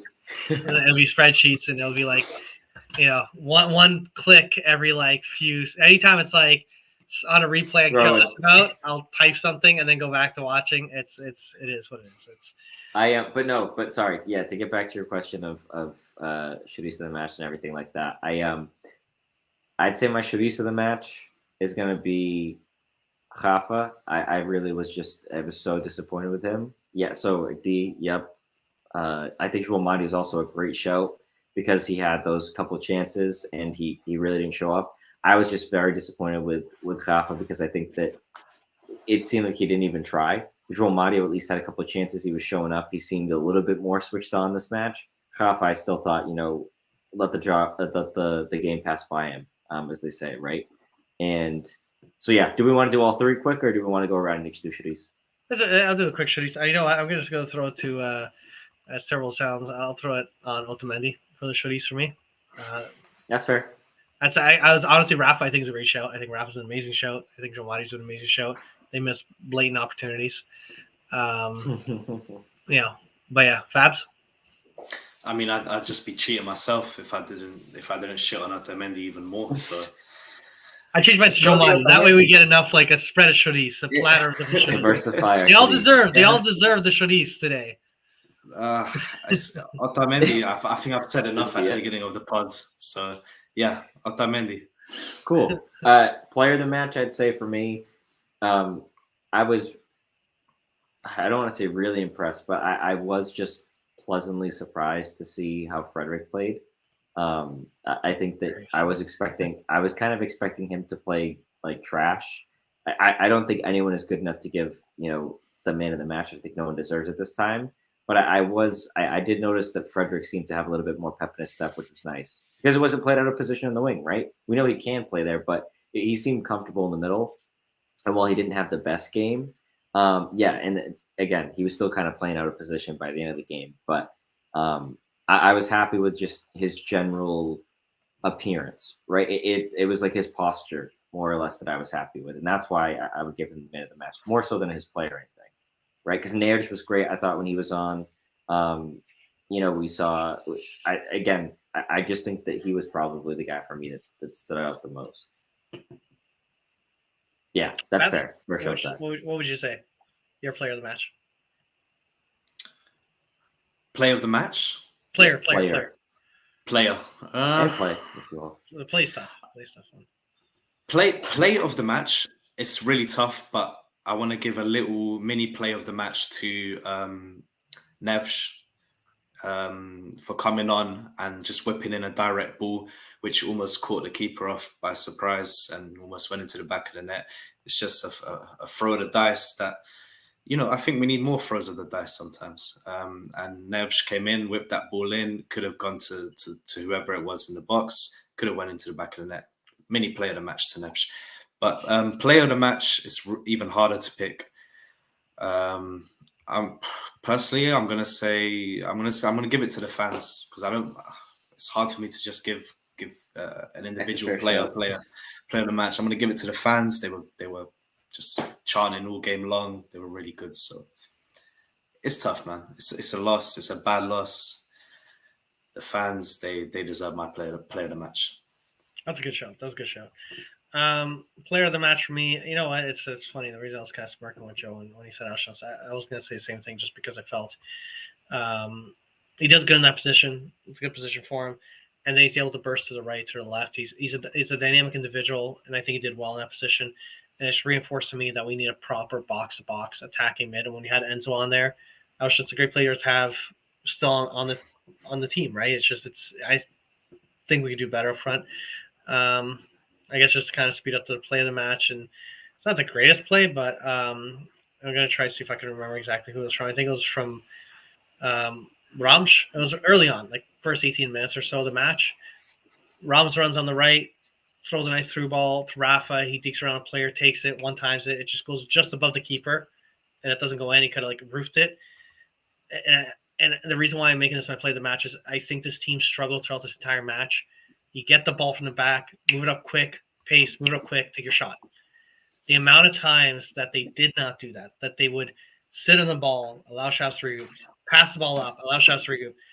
By the time they were actually in a position to try to take a shot, it was so many players that we need more of that.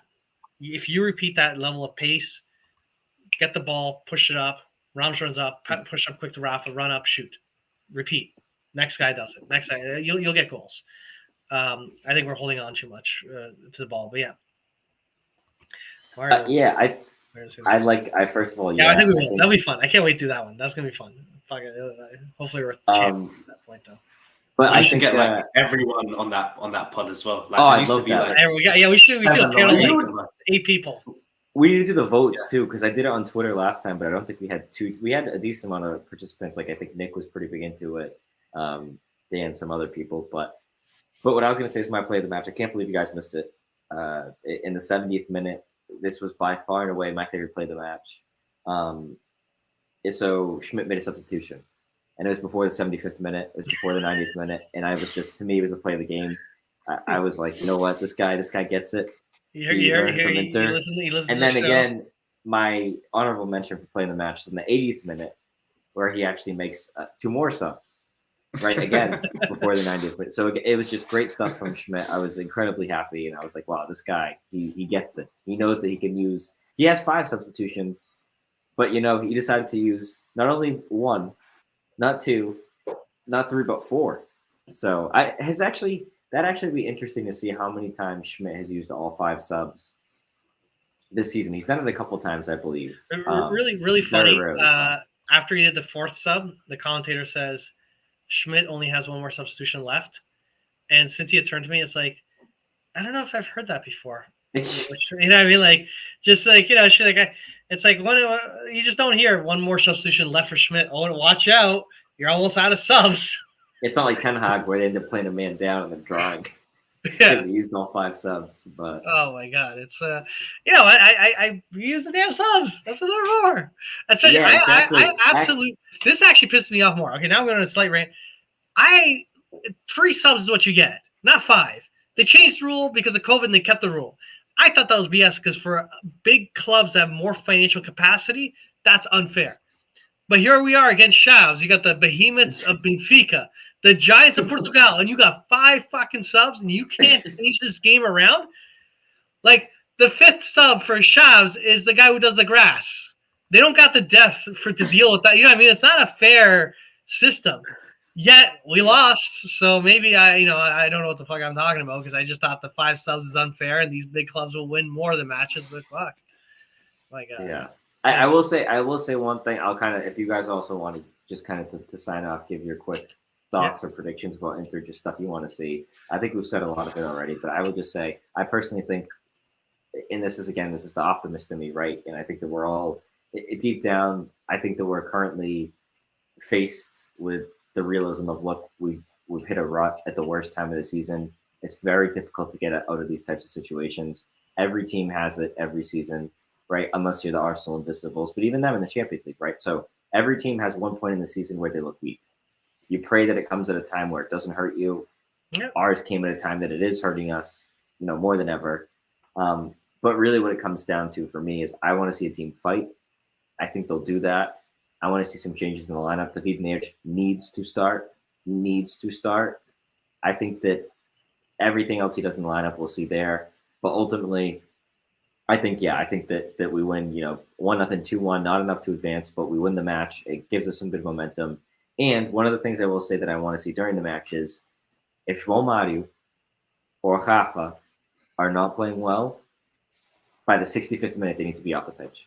Because we cannot afford to. They've had their time honestly, I'll go back and say the last 6 weeks, because it was even a little bit before the international break, in my opinion. Less so João Mario, more Rafa, right? Because João Mario was on fire. Like, he was scoring every match and all this stuff, talking about him being one of the leading goal scorers as a midfielder in Europe, all this great stuff. But ultimately, I want Schmidt to mess with the team in a way that when we need it, we get what we get. I don't want him to make subs in the 90th minute when we don't need it because the game's already lost. I want him to make it when we need it. And to me, that's, 60th to 70th minute. If those guys aren't performing, those two especially, get him out. Gosal, maybe keep him in, but that's what I want to see. I agree. I think twofold. If we're not showing up or we're having a shitty game, what do you got to lose at this point? Pack it up. Yeah. Take the guy, get some subs, bring other guys, see if he gets a fire. But in terms of my actual prediction, I'm going to go with Nick. I think we're going to go similar to what we did with Liverpool last year. Whether we advance or not advance, regardless of that aside, I think We come in with way more strength. Inter is a type of team, and the way they're built, to sit on the lead. They will do that. They did that against Porto. They will do that. They have played atrocious this weekend, and they are struggling. They're not having the best time right now. It was a surprise good game by Inter against us, based on the recent run of form. And it wasn't our win that remotivated. They went back to doing a terrible weekend game. Terrible. So they go in, and they're going to be like, just keep it clean. Don't pick up cards. We can walk into the semis with, no injuries, no cards. Let's just lock it up, defend. And we can go in fired up, and we can have one heck of a match. And, I think some people are calling out the 1-0s, the 2-1s, and we just don't advance and we'll play well. It's shitty for me to say this. If we get knocked out, but as long as we play with some fight, put some good fight, get me energized. I watch this, and I'm going to be heartbroken that we don't advance and we screwed up this opportunity that we have. But we left the pitch where it has held high, and then we go and beat the fuck out of Surreal and take it on them. Please. I will be re-energized for the season. And I think the team will. And the team will. That's the biggest thing, right? Yeah, and that's exactly it. And they need it. I that's my prediction is we're gonna go in and we're gonna be fired up, and maybe we're gonna get something special. I think so. Maybe. What's the 6-0? I'm missing these chats. 6-0. 6-0. Have faith again. Yeah. We win 6-0 against Inter. God, if we win, no, it's seriously. If Benfica pull this off, this is like a historic. Well, I know it's technically not a historic comeback because but if you look at what we did against the McAfee or the friggin' that they called the Israeli team, Maccabi Haifa. No one thought we were gonna do that. I did not. No, and guess what? Actually, that's funny. That's like another game. Maybe the trick is I might actually ask my boss if he wants to go into the office, because I was at the office for the Portugal game where we won 6-1 or 6-0 against Switzerland. I was there for the Maccabi game, and I watched both these games when I got home. Guys, I'm starting to think this is a sign, Mario. I need to go into the office and watch the game later. Here's now me. Here's me drinking the Kool-Aid, getting excited because I am one of these Benfiquistas. We can be down 3-0. I can be depressed right before the match. I will always get hyped up. I don't give a shit how much the odds are. I'm not. There's some people that are constant pessimistics. I lean more on the optimistic side. I can feel down, but as soon as the time comes, and I go back to the thought that Inter have been playing out of form. They may go in with they've done shit, and they go in with a piss poor mentality. Joe, it's a jinx, and they go. But like imagine Inter goes in with a piss poor mentality, going, "We're going to sit back, we're going to defend, avoid the cards. We've been playing kind of rough," and they go thinking a certain way, and we get a goal in the first 10 minutes. Yeah, and then they're still good. And you know what Inter's reaction is going to be? Keep sitting back, because that's what they do with Porto. Yes. With Porto, it was only a 1-goal difference. And I hated that Rui Vitória would do that and sit on a 1-goal lead. That's what this Inter is. They're the Rui Vitória of Inter. They will sit on the 1-goal lead. Right now they have a 2-goal lead. We'll get one right away. They sit on it. Piss poor mentality. And once we get a second one, they'll go, okay, we'll figure this out. And there is a psychological game in the sport when you're getting steamrolled and shit's not working well. And the Inter fans in their stadium will be like all of a sudden shook, because all of a sudden you'll have the silence in that stadium. And all you hear is that Benfica in the corner in the San Siro losing their shit, and the players will feed on it. You know what? Fuck it. Joe, you're going to see the semis. You're going to see the semis. This shit is going to happen. We're going to win. We're going to win 2-0. We're going to win 2-0. I think we're going to do. They're going to set up like they did against Porto, like you said, Mario. They're going to sit back, and that's going to play in our favor. That first half is critical. You need that goal in the first half. You need that goal. You need a goal in the first half. Onana, and I said this last time. He now leads. He's not tied. He leads the Champions League in clean sheets. Yeah. 6 clean sheets. Mm-hmm. You need to get into their heads, because Inter, like I said, the second they concede, not only are we going to get the confidence up, they're going to start thinking, oh no, this is it. Mm-hmm. We're going to start to implode. Because guess what? Like Zach just said, that's what their season's been in the league. That's just what it's been for them. And people always talk about the league being different from the UCL. I don't care. Players, they're playing up to a different standard when it's Champions League football, but Inter have been one of the most suspect sides in this competition, right? And I think if you're looking at our path as being easy with Club Brugge, and then Inter should be saying the same. They get Porto and then Benfica. Porto, one of the weaker Porto teams in a long time, and then Benfica, their worst, run of the season. Come on. And also, just to kind of explain, the weekend match, it isn't like Real Madrid, which could not care about losing the weekend match. Inter they're out of the Champions League now next year. They're 5th place. And if they don't win the Champions League now, they're out. They won't, because City's going to win it. Yeah, unless Benfica goes to the final. Come on now. Come on, you got to believe. Oh, no, well, well, here's the thing. City would win in a way, right? Because I bet that there's some sort of clause where if we win the Champions League, they get money for Juventus and all that stuff like that. So who knows? One way or another, Benfica's winning the Champions League. No. We go. Benfica goes to the final against the Champions League. Bernardo Silva has an existential crisis on the pitch. Oh, Bernardo Silva's 100. I actually, he would have a mental. So. He'd actually fuck himself up in the head, and I'd feel bad for him because he'd get crucified. He would score no goal. He would just fuck it up. 100% score an own goal to get Benfica. Yeah. Because here's the thing: Benfica fans would paint it as we didn't win the Champions League. Bernardo Silva won us the Champions League, and that'd be enough for him, right? I tell you, Bernardo Silva. When we go to Champions League, it's fucking 90th minute 0-0. He just fucking turns around, pops it in his own fucking net. He knows he's out the fucking gate. We're getting a statue built for him.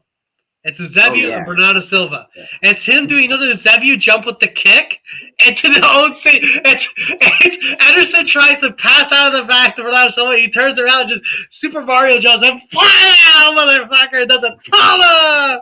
Starts celebrating.